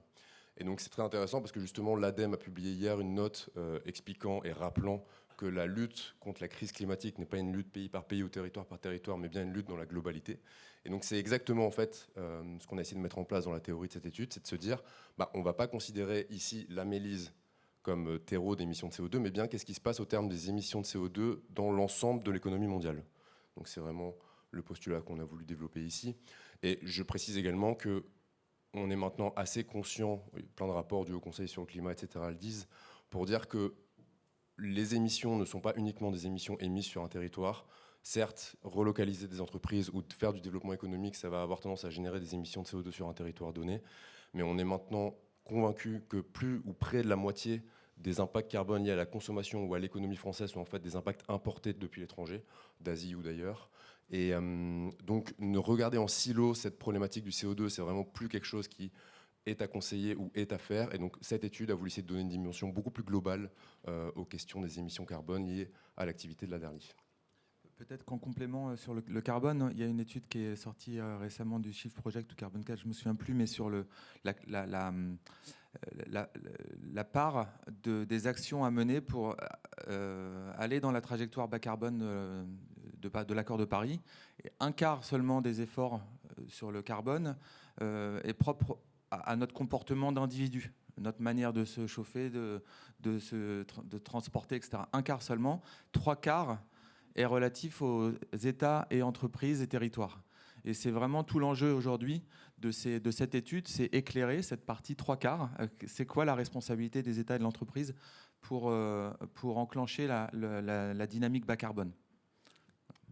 Et donc, si on regarde la slide suivante, donc en fait, Florent, dans les impacts économiques, a en fait beaucoup plus parlé de ce qui se passait en amont, c'est-à-dire une entreprise va avoir besoin d'acheter auprès de ses fournisseurs pour réaliser son activité, va avoir besoin de payer des salaires, donc de dépenser, etc. Là, en fait, sur cette partie-là de l'étude, on va plutôt s'intéresser sur ce qui se passe après. C'est-à-dire que les entreprises produisent, mais les entreprises, en général, ne produisent pas pour le plaisir, donc il va y avoir une finalité à toute cette production, ou chiffre d'affaires, qu'on parle de biens ou de services d'ailleurs. Et donc, ce qu'on a représenté sur ce premier graphique, c'est donc on a, grâce à nos modèles local footprint et autres, été capable d'analyser quelle était la finalité en fait de cette production économique des entreprises implantées par la DERLI. Et donc on voit ici qu'une grande moitié de cette production va venir desservir la demande locale, là où une petite moitié va servir d'exportation. Je précise ici, quand on parle d'exportation, c'est également dans le reste de la France. C'est pas uniquement à l'étranger. On a souvent ce terme en tête. Ce qui finalement, si une entreprise de la Mélise vend un bien ou un service à un consommateur parisien ou marseillais, eh bien, ça sera considéré ici comme des exportations. Donc ensuite, la suite de l'étude qu'on a essayé d'analyser, c'est donc on imagine qu'on va retirer, venir arracher les entreprises implantées par la DERLI. Et donc avec la DERLI, grâce aux données de chiffre d'affaires, l'enquête de Cédric et l'étude qu'on a menée dans un premier temps avec Florent, on a été capable de quantifier les émissions de CO2 liées à l'activité de production. Donc c'est ce qu'on représente avec les deux petits pictos usines et bureaux sur le petit schéma que vous voyez. Et donc on a été capable en fait de quantifier quelles étaient les émissions de CO2 liées à l'activité des entreprises implantées par la DERLI. Et on a également chiffré quel était l'impact CO2 lié au transport. Et donc évidemment, ici, on ne parle que des biens, puisqu'un service, en théorie, ne se transporte pas. Donc avec la DERLI, on est capable d'estimer que 120 kilotonnes de CO2 ont été émis par l'activité des entreprises et par la vente des biens, donc la livraison des biens. Et donc ensuite, on s'est posé la question, qu'est-ce qui se passerait si la DERLI n'existait pas? Et donc là, il y a plusieurs possibilités. Il y a soit l'économie de la Mélise, donc les 700 millions qui viennent assouvir la demande locale, se serait tournée vers le reste de l'économie française, ou alors éventuellement vers un fournisseur basé dans un autre pays. Puisque potentiellement, si l'entreprise inventée par la DERLI n'existe pas, eh bien, pour quand même acheter le même bien ou le même service, on va finalement essayer d'aller chercher ailleurs quelqu'un qui produit la même chose ou un service équivalent, et donc ça pourrait être localisé dans plein d'endroits. Et donc grâce à la mobilisation d'énormément de sources et de bases de données différentes et de nos modèles en fait, local footprint, qui nous permettent également de retraduire en fait, le comportement de l'économie mondiale, on est capable d'estimer théoriquement où aurait été localisé ce fournisseur en fonction de son secteur d'activité et du niveau de demande. Et donc on va être capable de dire, tel bien et service, généralement l'économie française en achète tant de pourcents au national et vont acheter tant de pourcents dans tel et tel et tel pays. Et donc c'est vraiment ça qu'on a essayé ici de modéliser de façon très théorique, très exploratoire. Jean-Charles l'a précisé en introduction. On a donc été capable de quantifier quelles auraient été les émissions de CO2 si la DERLI n'existait pas. Et donc ici, le chiffre grimperait à 190 kilotonnes de CO2. Donc on va être capable de calculer un delta assez évident, donc une soustraction qui nous permet de dire que finalement, grâce à la DERLI, 70 kilotonnes de CO2 auront pu être évitées. Je m'arrête une seconde ici pour expliquer quand même le pourquoi du comment, parce que ces chiffres peuvent paraître quand même assez abstraits. Déjà, toute la méthodologie et toutes les hypothèses sont référencées dans le livret. Ça, c'est la première chose que je voulais dire. Mais surtout, en fait, on a bien compris que ce phénomène était principalement lié à la production. Vous pouvez le voir sur les graphiques, même si ce n'est pas forcément évident à première lecture, mais c'est quand même globalement la production qui a ce plus fort impact. Et en fait, c'est lié au côté vertueux de l'économie française, au côté bas carbone de l'électricité française, au fait que l'industrie française est une industrie qui émet très peu de CO2 pour produire des biens, et au fait, voilà, que en fait, toute cette activité économique dans la Mélise, mais généralement en France, en fait, permet de réduire intrinsèquement les émissions de CO2 liées aux activités économiques. Parce que c'est l'économie française en fait, qui est comme ça, et l'économie française est plus vertueuse, par exemple, sur les émissions liées à l'électricité qu'une économie allemande ou des choses comme ça. Par exemple, voilà, l'électricité française, si on cite le chiffre, est à 40 grammes de CO2 par kilowattheure, là où les Allemands sont à 350, ce qui est lié à une politique beaucoup plus récente, une politique énergétique donc sur laquelle on ne va pas revenir, et c'est typiquement ce genre de phénomènes qui vont générer ces résultats. Et donc simplement pour finir et pour conclure sur ma partie, 70 kilotonnes de CO2, ça paraît pas forcément hyper évident à la première lecture. Moi personnellement, je sais pas vraiment ce que ça représente. Donc ça c'est un jeu qu'on fait souvent dans les études sur le CO2 et sur les émissions de CO2 évitées, mais c'est qu'on va essayer de donner un équivalent un peu plus parlant. Et donc on peut quand même dire que ces émissions de CO2 évitées sont équivalents à en fait d'avoir évité les émissions relatives à la fabrication de 11 500 voitures ou de 39 500 allers-retours Paris-New York. Bon, je pense que Lyon-New York, c'est quasiment pareil. Je ne sais pas si la ligne existe, mais à quelques kilomètres près, c'est la même chose. Elle voilà. Existait. Merci beaucoup, Pierre, Florent, pour terminer une petite réaction. Parce que vous marquez nos esprits, là, quand même. Les trois quarts, là, ça fonctionne bien. Ça m'a bien marqué un repère. Merci à vous. C'est sympa de nous donner ce genre d'informations. Et puis voilà, cette appréciation est intéressante parce qu'on a un retour d'évaluation. Bon, on va voir ce qu'on en fait avec nos invités. Vous voulez compléter le propos de Pierre ? Peut-être en ouverture, ça amènera aussi peut-être des questions-réponses, mais Jean-Charles aussi l'a mentionné, ces études, elles ont été menées de manière concomitante avec une étude sur la résilience, la diversité productive du territoire, et je pense que c'est aussi des axes de travail très intéressants pour, au-delà d'une photographie emploi, une photographie carbone de l'année 2019 des entreprises implantées, c'est comment on se projette dans l'avenir et qu'on renforce l'économie locale durable, c'est le nom de notre équipe, au sein du Grand Lyon. Et comment on arrive à avoir un comportement encore plus bas carbone, c'est en renforçant le maillage économique du territoire, pas forcément voire trop grand dans les implantations, mais plus petit et dans un maillage plus serré pour que le territoire soit plus résilient aux chocs, aux crises à venir. On est en plein dans une crise sanitaire. Demain, on peut avoir d'autres chocs liés au réchauffement, au dérèglement climatique ou d'autres. Et donc, le fait d'avoir une économie équilibrée, résiliente, diversifiée, est aussi un formidable terrain pour travailler l'attractivité économique. Bravo pour cette présentation synthèse. Et donc, merci de ces repères théoriques que nous allons essayer de mettre en partage à l'instant. Parce que si j'ai bien compris, cette notion d'empreinte, c'est des impacts, mais du coup, ça crée des relations entre nous tous. Et c'est là que commence un peu le sujet des modalités d'action et des fils que l'on va tirer. Voilà, merci en tout cas de cet éclairage. Je vais ouvrir une petite séquence d'interaction avec vous, parce que vous nous avez écoutés patiemment. Est-ce que vous souhaitez, certains d'entre vous, réagir? Alors, est-ce que vous connaissiez ces résultats? J'ai vu qu'il y avait un article dans la presse d'Audrey Henrion hier communiqué sur la stratégie qui est affûtée sur effectivement les entreprises. Est-ce que vous les découvrez? N'hésitez pas déjà juste d'avoir un élément de réaction peut-être sur l'accueil de cette étude. Qui souhaite réagir? Personne en particulier? Vous les découvrez? Oui, Monsieur Servant, donc un de nos partenaires des collectivités, partenaire de l'agence d'urbanisme. Ah oui, pardon, Monsieur Sanitaire, j'ai tout oublié. Tout. Pardon. Oui, bonjour. Je suis vice-président sur les questions d'aménagement du territoire de l'accord, donc l'Ouest rhodanien. Je m'interrogeais aussi par rapport à... on parle de l'impact carbone, mais ce n'est pas seulement l'impact carbone des industries. Je pense qu'il s'agit aussi de l'impact sur l'eau, sur la qualité de l'eau, sur le captage, sur la consommation énergétique donc de nos industries, de nos activités.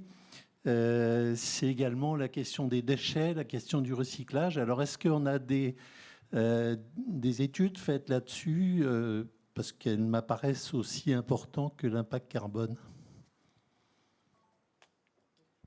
Alors, dans le cas présent, dans le partenariat avec la DERLI, on n'a pas fait d'études spécifiques sur ce sujet-là. Après, c'est des sujets sur lesquels nous, on travaille également chez Utopie. C'est-à-dire qu'on travaille également grâce à la base Exiobase, que je pense que les gens qui s'intéressent à ces questions-là connaissent, en fait, aux effets sur les impacts matières, donc intrinsèquement les impacts déchets, l'occupation des sols ou le changement d'usage des sols, les consommations d'eau, etc.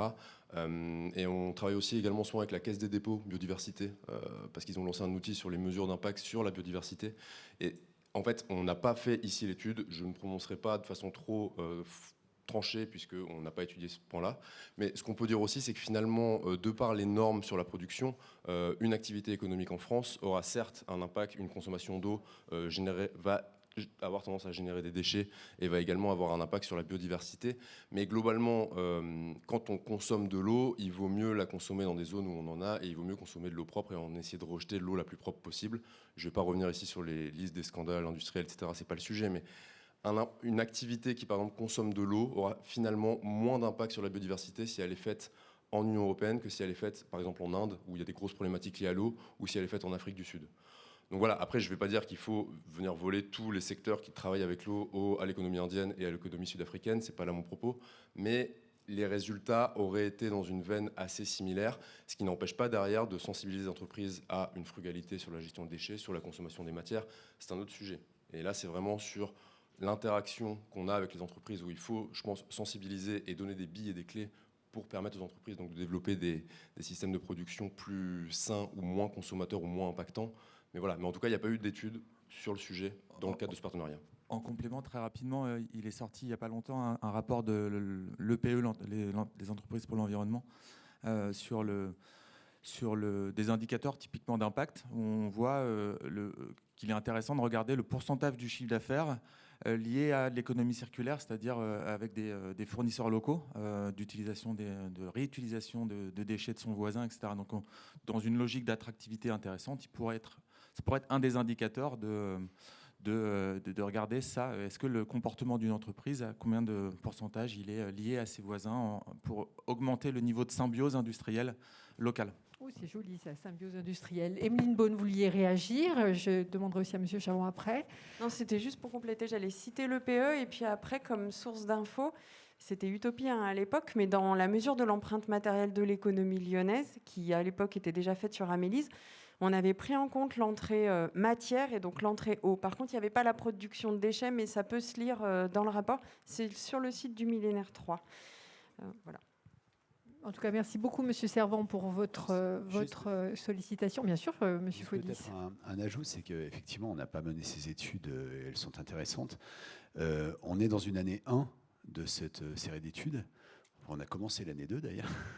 On est en train de travailler sur l'année 2 et typiquement, on est dans un schéma évolutif. On est parti de l'empreinte de l'enquête à 10 ans, l'empreinte socio-économique, l'empreinte carbone.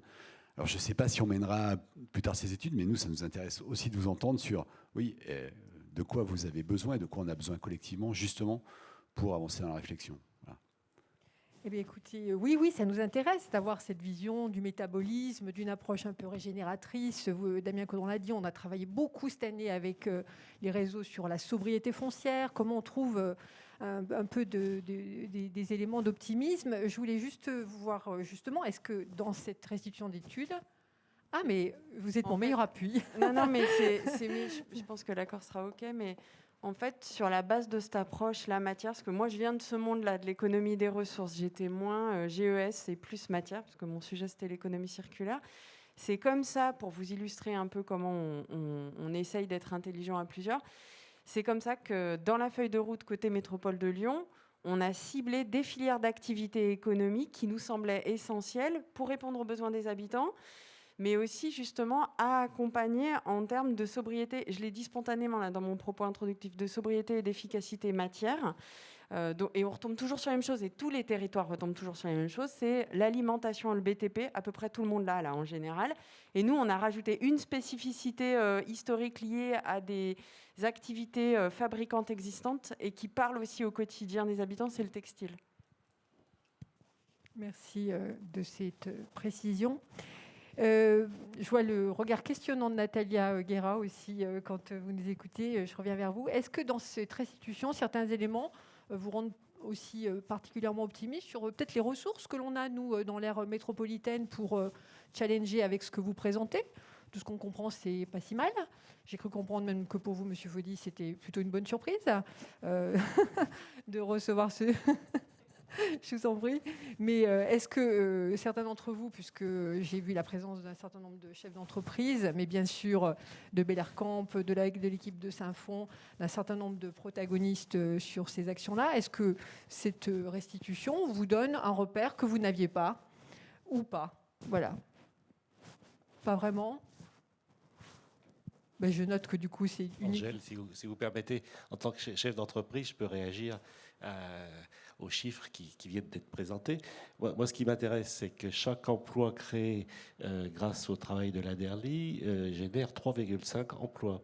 Et c'est des emplois qui peuvent correspondre aussi aux souhaits de notre partenaire, la métropole. Donc ça, c'est important. Le deuxième point important, c'est que j'ai compris aussi que cette nouvelle activité crée de l'activité au sein de la Bélise, puisqu'on n'est pas en cercle fermé, mais en tout cas, on a tendance à travailler entre nous, et donc ça développe aussi l'attractivité du territoire. Et ça, c'est des éléments qui me paraissent importants pour les entreprises. On parlait aussi de logistique, comme c'est mon métier. Donc Urbalion, effectivement, est sensible à ça. Et logistique, mobilité, c'est aussi des points sur lesquels il faut travailler ensemble, parce que c'est à mon avis par là que passe le développement durable de notre territoire. Mais je me permets d'aller un petit peu plus loin, puisque vous parlez de logistique. Dans le fond, est-ce qu'on n'est pas dans ces tensions, un secteur d'activité qui parfois est vu au prisme de certaines difficultés, l'extension du foncier de trop, peut-être des problématiques qui ne sont pas vraiment en phase avec le développement durable, et en même temps qui est aussi parfois pourvoyeur d'emploi vers des jeunes professionnels qui sont pas très diplômés.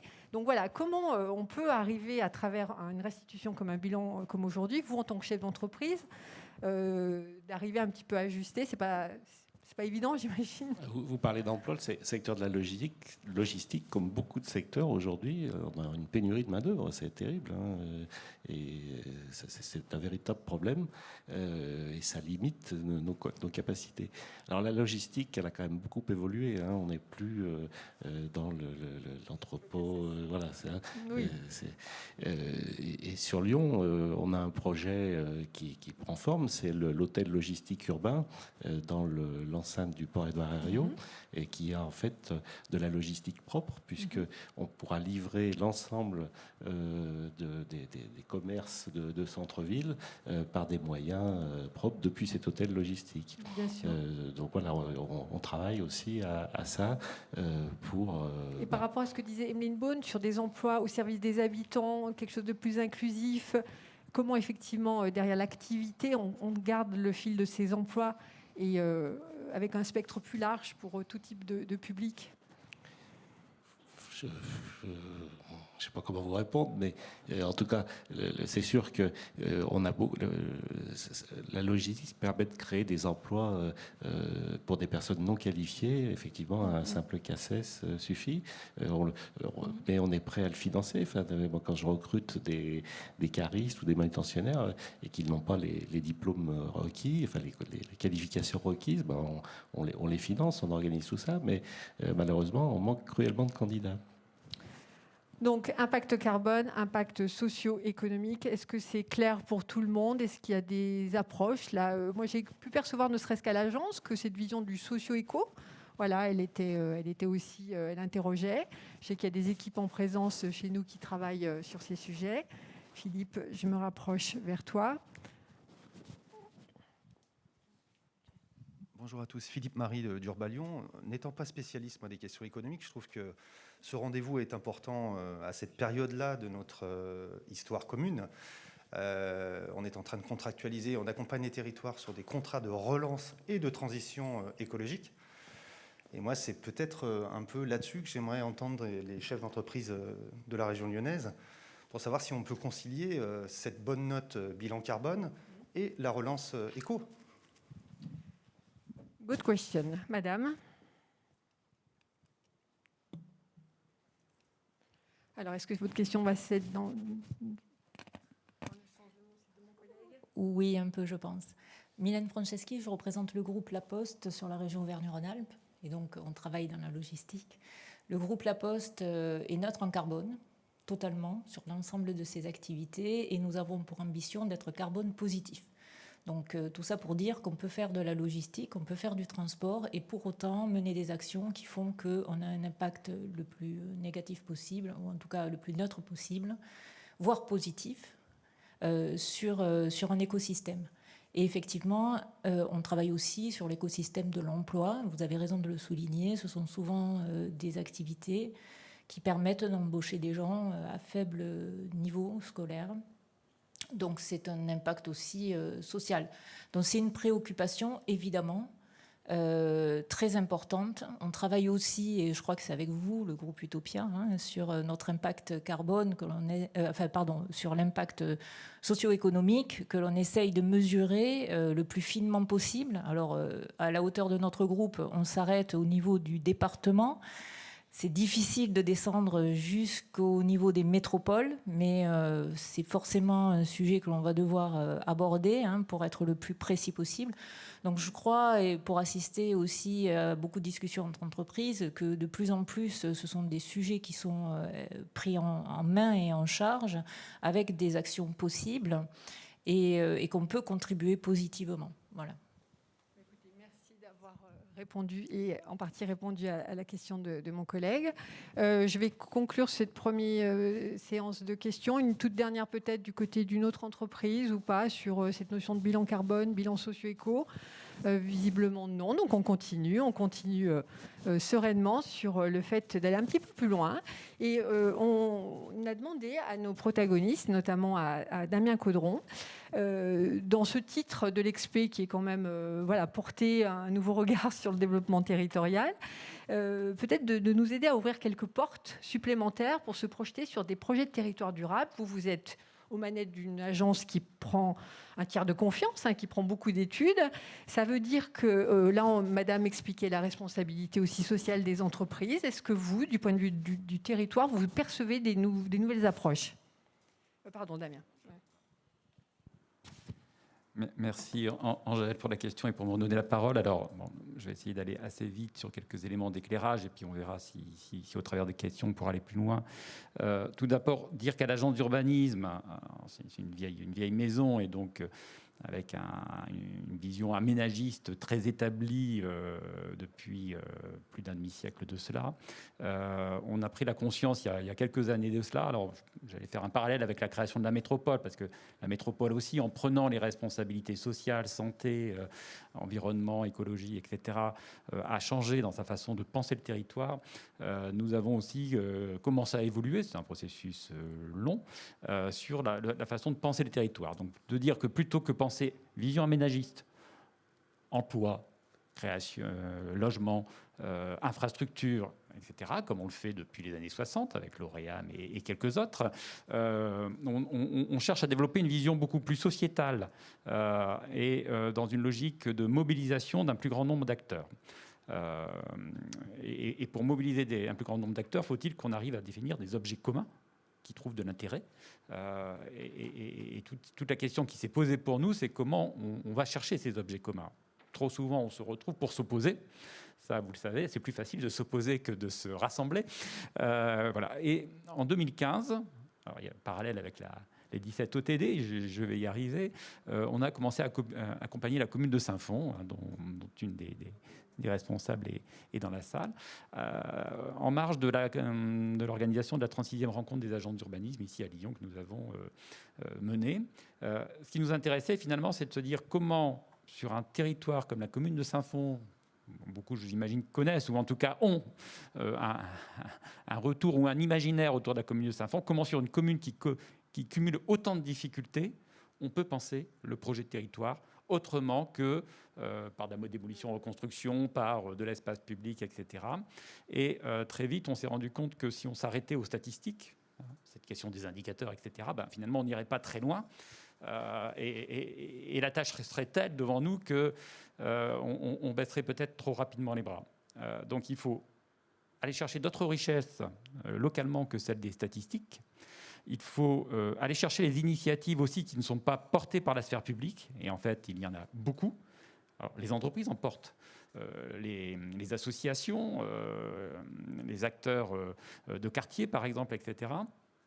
Et il y a aussi la volonté de trouver, alors c'est des mots très à la mode, décloisonnement, transversalité, complémentarité entre toutes ces actions et ces projets finalement, et entre la multitude des acteurs. Bon. Une fois qu'on s'est dit ça, très bien, mais c'est quoi la méthode, c'est quoi le référentiel pour pouvoir agir ensemble et penser et agir ensemble? On s'est intéressé au cadre de référence de la ville durable, qui a été mis en œuvre, le RFSC, mis en œuvre dans la continuité de la charte de Leipzig au niveau européen. Et puis finalement, on s'est rendu compte que finalement, c'était assez complexe quand même. En tout cas, voilà, on a vite écarté et l'ONU a proposé son référentiel du développement durable au travers des 17 objectifs. Alors, on aurait pu mettre la diapo là-dessus, mais voilà, c'est cette roue des 17 ODD que vous connaissez peut-être. Si vous ne connaissez pas, venez sur le site de l'agence, vous trouverez plein de choses dans la revue Point commun notamment et dans d'autres publications. Et finalement, on s'est vite rendu compte que ce référentiel des 17 ODD à Saint-Fond faisait très rapidement résonance avec les problématiques de la commune. Donc nous sommes intéressés en disant comment on passe d'une vision posée au niveau de l'ONU à une capacité de s'en saisir localement. On a avancé, on a tâtonné, on ne l'a pas fait seul. Alors Sylvia, l'agence d'urbanisme, a œuvré à la question. Les services de Saint-Fond étaient très à l'écoute. À l'époque, les services de la métropole étaient un peu hésitants, 2015-2016, et puis sont rentrés dans le dispositif avec beaucoup d'intérêt. Et ça nous a permis notamment de aller à la rencontre des acteurs, repérer leurs actions, les projets, les mettre en résonance les uns par rapport aux autres. C'est ça qui est important. Tout à l'heure, on parlait de symbiose. C'est cette question-là de la symbiose qui est intéressante, c'est de se dire que finalement, quoi qu'on agisse, finalement, on vient en interaction avec d'autres politiques publiques, d'autres problématiques qui se posent sur le territoire, l'action des différents acteurs. Et donc, nous avons commencé à investiguer cette question-là et puis à construire pas à pas.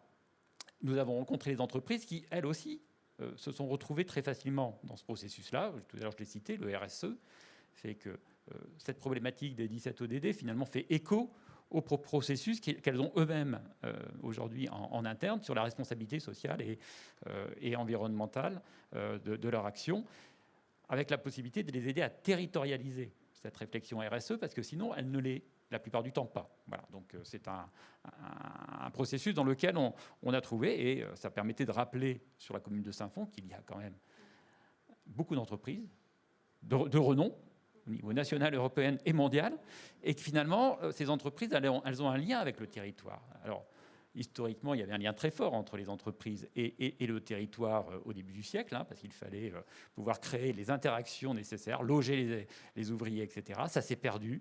Et finalement, les entreprises aujourd'hui ont envie de réinvestir, je pense. Tout à l'heure, vous avez cité la formation, par exemple. Ça fait partie de ces éléments-là. Aujourd'hui, c'est quand même le paradoxe sur ce territoire, où nous avons une économie puissante, des grands noms, des moteurs extraordinaires, et pour autant encore une population trop importante au chômage, moindre qu'ailleurs, mais qui reste importante et qu'il faut continuer au risque de créer, là encore, une fracture de plus en plus importante. Donc ce point de rencontre, nous avons pu le générer. Au-delà, ça nous a permis... Alors, l'expérience de Saint-Fond a fait l'objet d'un certain nombre de travaux qui sont là aussi accessibles, et puis la commune pourrait là aussi en parler. Ce qui est intéressant pour nous, c'est que l'approche des 17 ODD, elle permet de travailler sur le commun, le non conflictuel, finalement, de montrer comment, on l'évoquait tout à l'heure, M. Servan l'a évoqué par le fait de dire, oui, mais l'économie et l'entreprise, c'est aussi la politique de l'eau, la politique des déchets, etc. etc. Et aussi la prise de conscience que les 17 ODD, finalement, sont apolitiques. Tout comme aujourd'hui, la question de la transition écologique n'est plus portée politiquement par l'un ou par l'autre. Elle est aujourd'hui, je pense, il y a un vrai changement entre tous les territoires s'engagent dans la transition écologique, chacun à son rythme, chacun avec les moyens qui sont les siens, etc. Donc notre volonté, c'est vraiment de se saisir des 17 ODD pour porter un nouveau regard sur le développement de l'aire métropolitaine lyonnaise. Nous avons commencé à bâtir des panneaux des transitions pour mettre en débat auprès de nos élus. Et en fin de compte, quand on a eu l'occasion de présenter ces panneaux auprès d'un petit cercle d'élus de la métropole, extérieur à la métropole, finalement, on s'est rendu compte que tout le monde était déjà au-delà de ce que l'on imaginait dans l'appréhension de cette question des transitions. Donc ça nous a à la fois challengé pour aller un peu plus loin. Ce qui était important, c'est que sur les territoires, on disait aidez-nous à construire le débat local sur ces enjeux de transition, pas que la transition écologique, derrière laquelle on peut mettre quand même pas mal de choses, mais aussi sur la question alimentaire, sur la question de la mobilité, sur la question d'une réflexion de décarbonisation de la société en tant que telle. Voilà. Pour nous, en tant qu'agents d'urbanisme, c'est un vrai changement de paradigme, je le disais tout à l'heure. On est conscient que demain, bâtir un projet de territoire autour de cette problématique du développement durable, c'est autre chose que de bâtir un projet de territoire issu du code de l'urbanisme, où on a les choses qui sont bien calées les uns derrière les autres et auxquelles il faut répondre à chacun des alinéas, etc. Donc c'est un vrai changement dans la façon de penser les choses et d'accompagner le territoire. Pour nous, ce sont des nouvelles compétences nécessaires. Tout à l'heure, j'ai évoqué santé, sociale, alimentation, l'énergie, etc. C'est des savoir-faire aussi dans l'animation du dialogue local, avec des acteurs qui viennent de plus en plus nombreux et qui viennent de scènes différentes. Donc on ne parle pas de la même façon aux chefs d'entreprise qu'aux élus et qu'aux représentants notamment d'associations ou de la société civile, pour reprendre ce terme-là.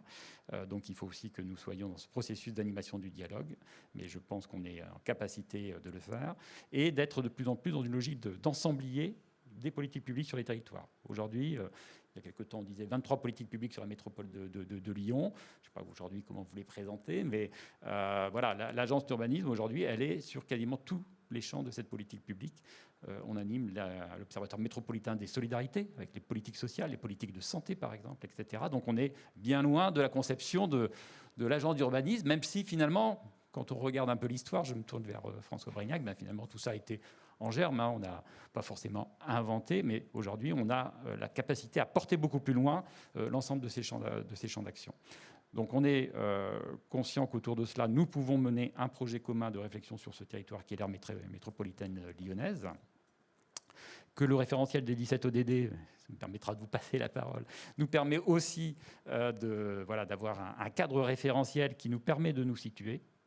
Une de nos fiertés auprès de Saint-Fond, c'est quand nous allions présenter la commune à Paris, à Strasbourg, à Bruxelles,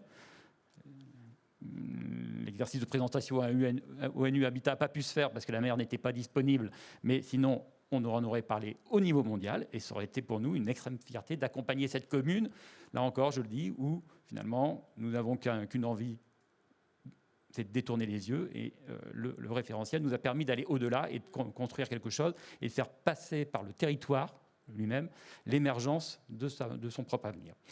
Voilà, donc nous sommes convaincus que derrière le 17 ODD, il y a aussi la possibilité de construire une sorte de responsabilité sociale et environnementale du territoire.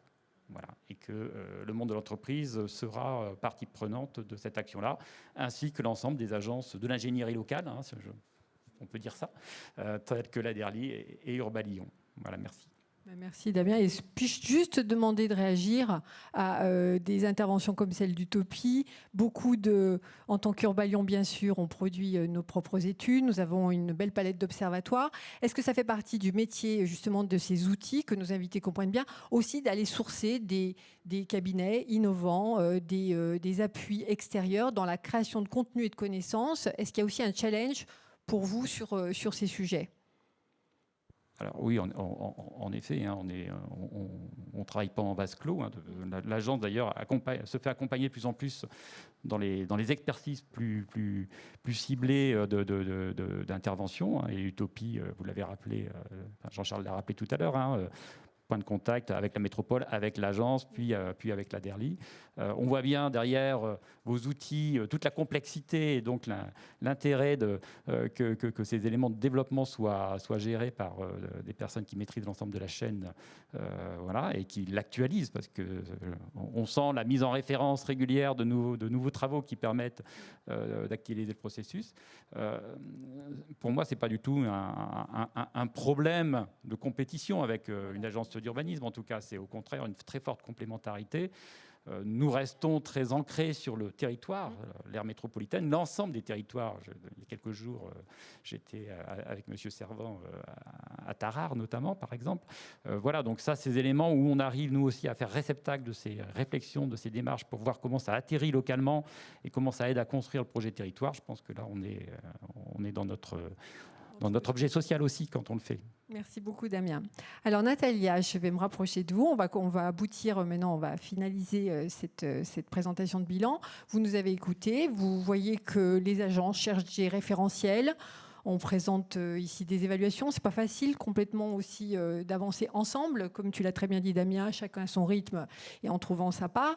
Est-ce que de ce qu'on vous a présenté, alors ces approches vous en avez un écho autre du point de vue de ce que vous observez à la CNUSED? Est-ce que vous pouvez nous dire un peu entre empreinte carbone, impact socio-éco, les ODD, beaucoup de référentiels? Est-ce qu'aujourd'hui on est bien? Est-ce qu'on est en phase avec cette approche globale? Écoutez, merci. Heureusement, cette conversation n'est pas en espagnol, parce que sinon, je parlerai peut-être tout l'après-midi. Mais je pense que ce que je veux dire, surtout, c'est que je trouve important et très intéressant les partenariats entre Invest Lyon, Adderley et Urba-Lyon. Parce que, même si j'avais dit avant que nous travaillons surtout avec le gouvernement national pour la définition de la politique nationale et stratégie nationale pour l'implantation des entreprises, tout ça, la réalité, c'est que les entreprises atterrissent dans un territoire spécifique, dans ces cas-là, c'est Adderley. Ce n'est pas en France seulement, c'est dans un endroit spécifique, à Marseille, à Lyon. C'est très important maintenant, surtout tout ce que la pandémie Covid a mis en évidence par rapport à l'importance du fonctionnement effectif du système, d'écosystème économique, des systèmes empresarial. Fait très important ce type de partenariat comme la construction soutenable, pour dire d'une façon, du territoire, la planification, la conceptualisation.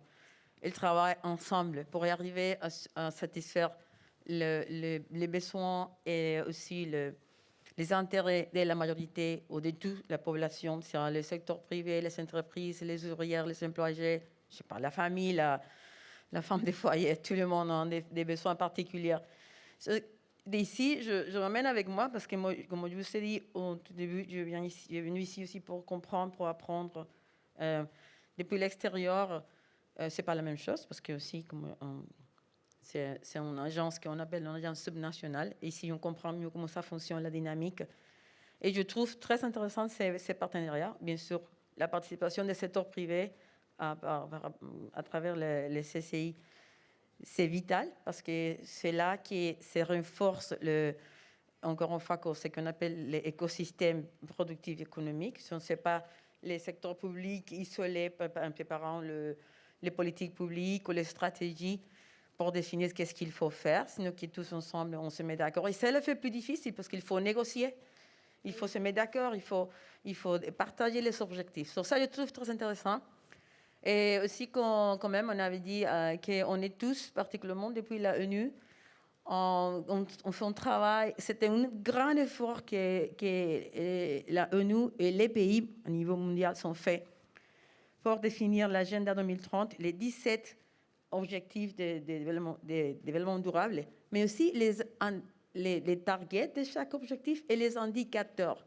Chaque objectif a des indicateurs prédéfinis à niveau spécifique, ce que tous les pays, toutes les agences, toutes les entreprises, toutes les personnes peuvent utiliser ces indicateurs pour mesurer comment ils contribuent d'une façon ou de l'autre à cette spécifique et objectif de développement durable.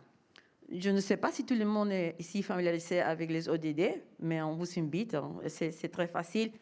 Ils sont très accessibles sur Internet et ils sont devenus peu à peu une référence unique pour tout le monde, comme Urban Lyon et comme Adderley aussi, parce que ça, c'est une chose qu'on en a fait en 2018. Je suis venue ici à présenter en réunion des agences, des IPAs, IPAs européens, l'agenda 2030 et c'est comme un outil de travail. Et on va peu à peu, c'est doucement, et c'est l'autre message que je vais transférer. On ne peut pas faire tout de tout temps qu'il ne faut pas définir tous les indicateurs d'un moment à l'autre parce que ça prend du temps de faire les études, de l'information, de consulter, d'avoir les retours, de réviser les modèles. Ça ne se passe pas d'un moment à l'autre. Mais intéressamment, le Covid a fait que ça change tout vite fait. Maintenant, on a tout numérisé, on a changé les priorités. Et effectivement, l'énergie renouvelable, la santé, l'éducation et l'alimentation sont passés effectivement au premier rang des priorités et tout le monde s'avoque à ça. Et je pense que c'est important de comprendre que paradoxalement, les choses ne peuvent pas changer d'un jour à l'autre. Et Adderley, comme toutes les agences de promotion d'investissement du monde, avait une métrique, si on peut appeler comme ça, une façon de mesurer et de voir son impact, comme toutes les autres agences, comme tous les autres pays, comme toutes les autres statistiques. Et c'est maintenant, à cause de l'impact incommensurable de Covid, comment on s'est vu lockdown, bloqué, la planète entière, et comment on a vu l'impact de l'économie dans les climats, parce que pendant 6 mois ou 5 mois, c'était tout parfait par rapport à il n'y avait pas comment on dit, smog, il n'y avait pas les rivières, c'était propre, comme on parlait des contaminations de l'eau. On a pris d'un coup beaucoup de choses, mais il faut digérer, et je pense qu'en général, il y a une réaction très vite, surtout, comme est conscient directement des agences des éléments économiques, promotion d'investissement, et ses partenaires comme Urban Lyon, pour s'adapter, pour se reconvertir les faits à ce que sont les priorités et tout ça. Je trouve très intéressant. C'est un processus. C'est le cas d'identification des indicateurs pour Adderley.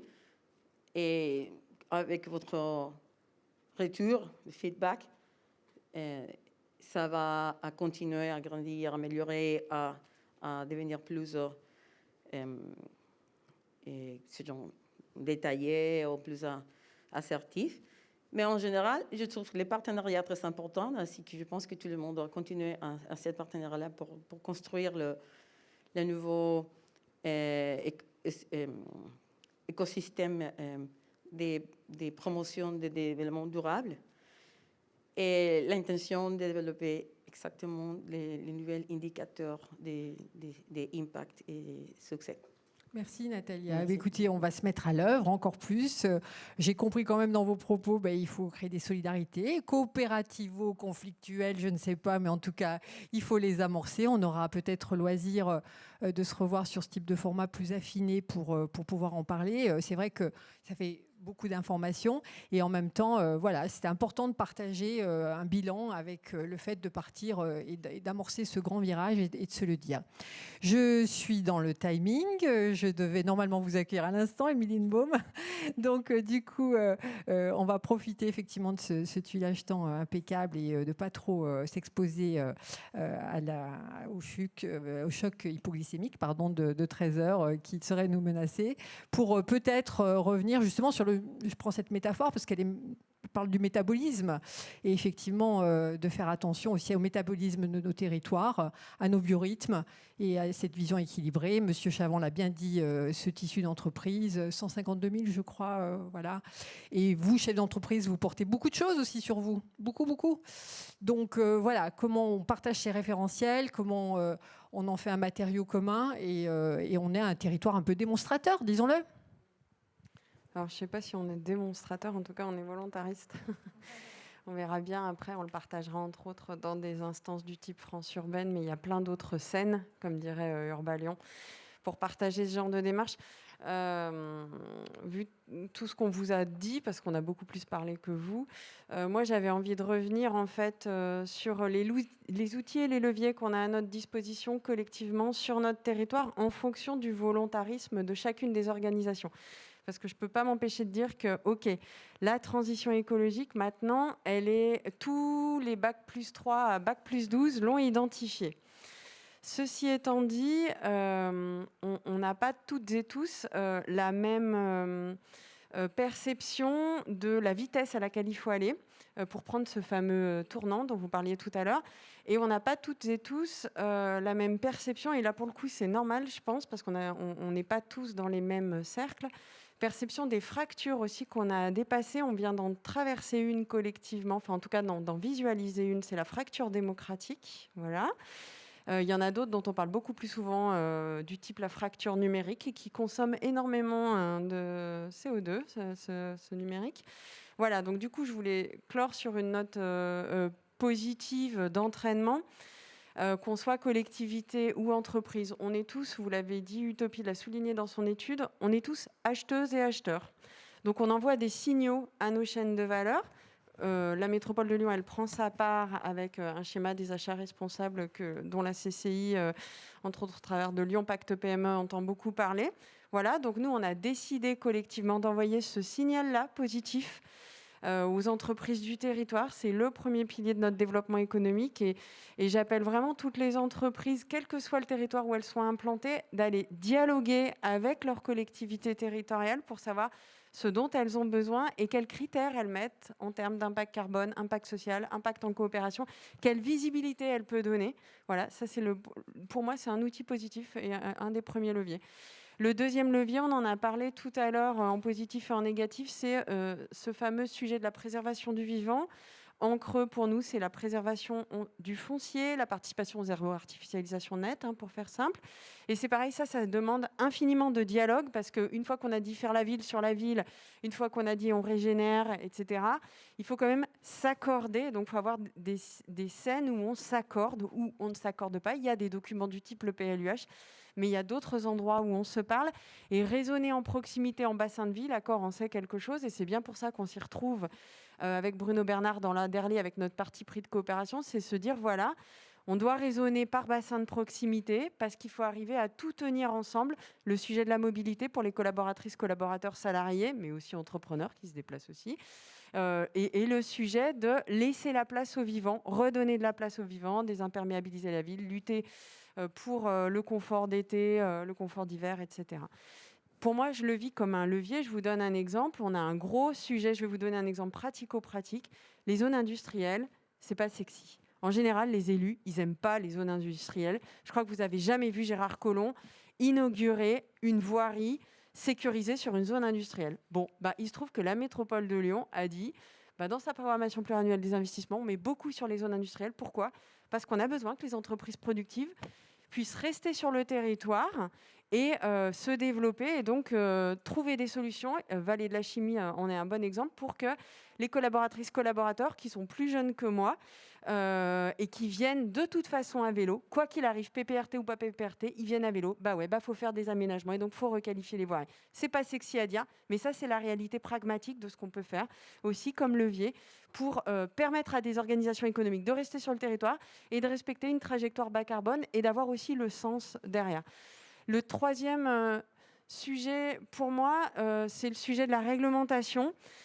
Souvent, quand on est dans le monde de l'entreprise, on vit la réglementation comme ça, on se dit punaise, qu'est-ce qui va encore nous tomber sur le coin du nez avec résilience, climat, la loi AGEC, mais qu'est-ce qu'ils vont encore nous faire ? Et dans le programme, le projet de loi de finances, est-ce qu'il va y avoir la TVA circulaire ? Mais qu'est-ce qu'on va faire ?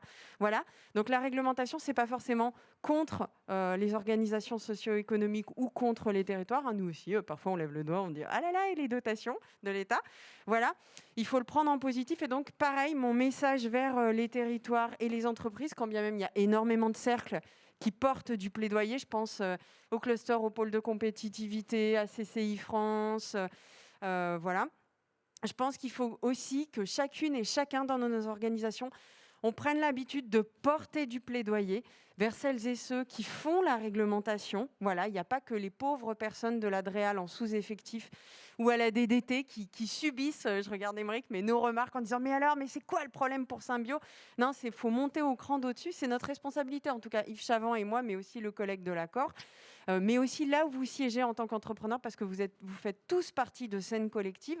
Je vous en prie, portez du plaidoyer vers nos députés, vers nos sénateurs, vers l'Union européenne. Il y a un sujet dont on n'a pas parlé là, et ce sera peut-être le sujet de l'expérience 3, autour de la couleur, je vais le dire comme ça, des fonds d'investissement.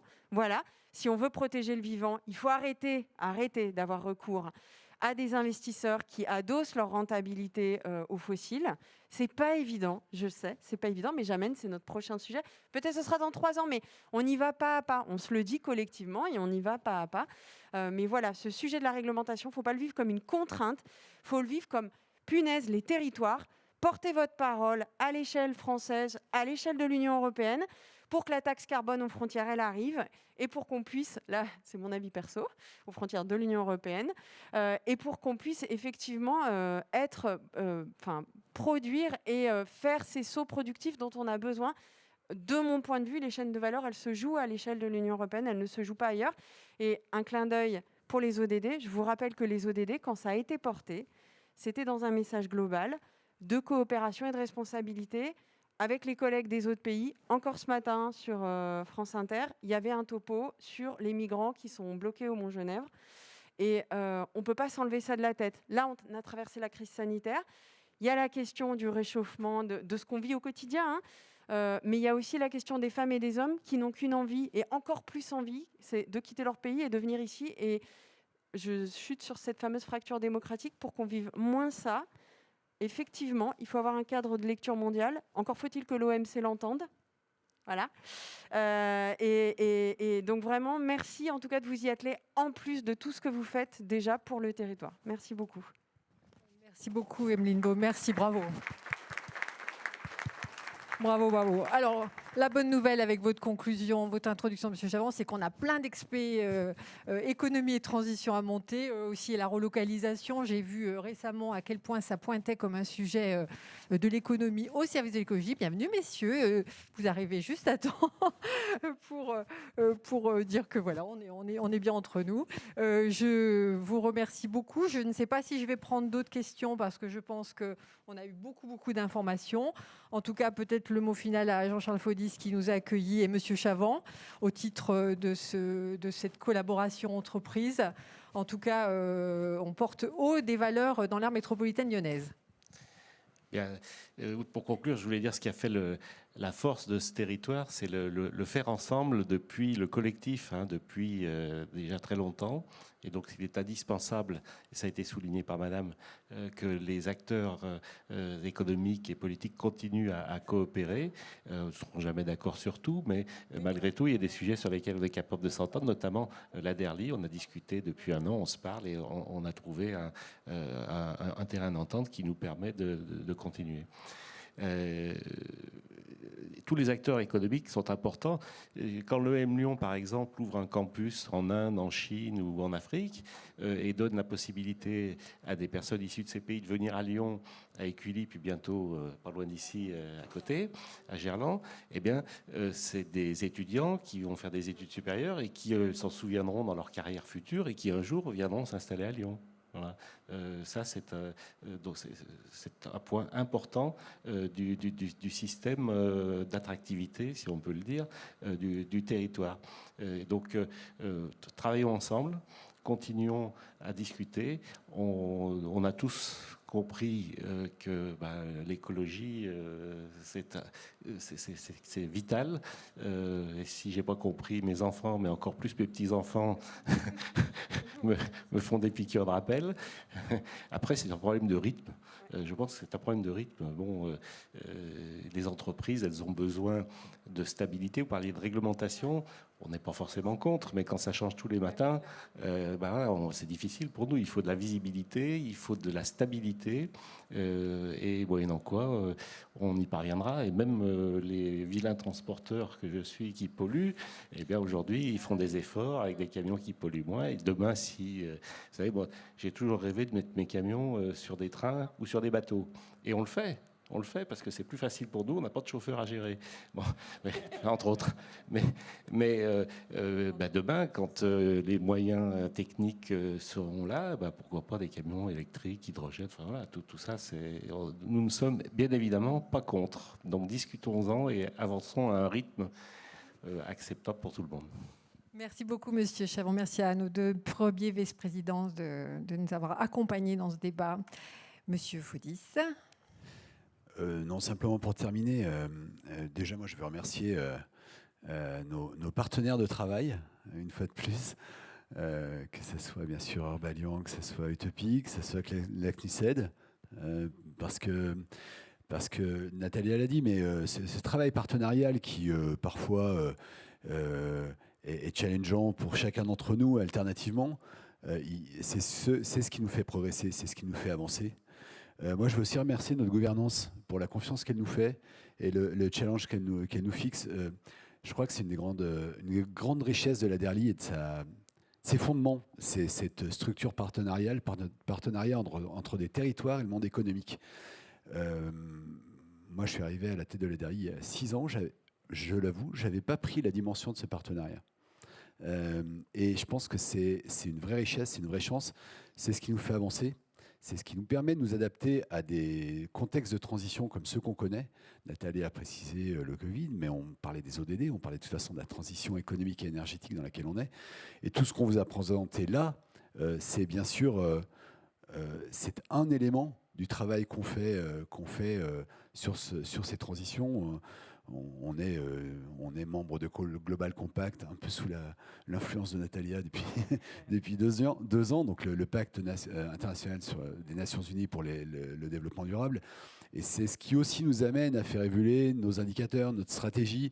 Et puis nous, le constat qu'on fait, c'est qu'en fait, nos interlocuteurs principaux, qui sont les territoires et les entreprises, les entreprises, elles avancent, les territoires avancent, et les entreprises, elles avancent très vite aussi. On voit une évolution de notre portefeuille, on y reviendra peut-être plus tard, portefeuille de projets. Bien sûr, on la génère, cette évolution, mais on ne fait pas que la générer. Les entreprises elles-mêmes la génèrent sur la notion d'impact, sur la notion de développement durable.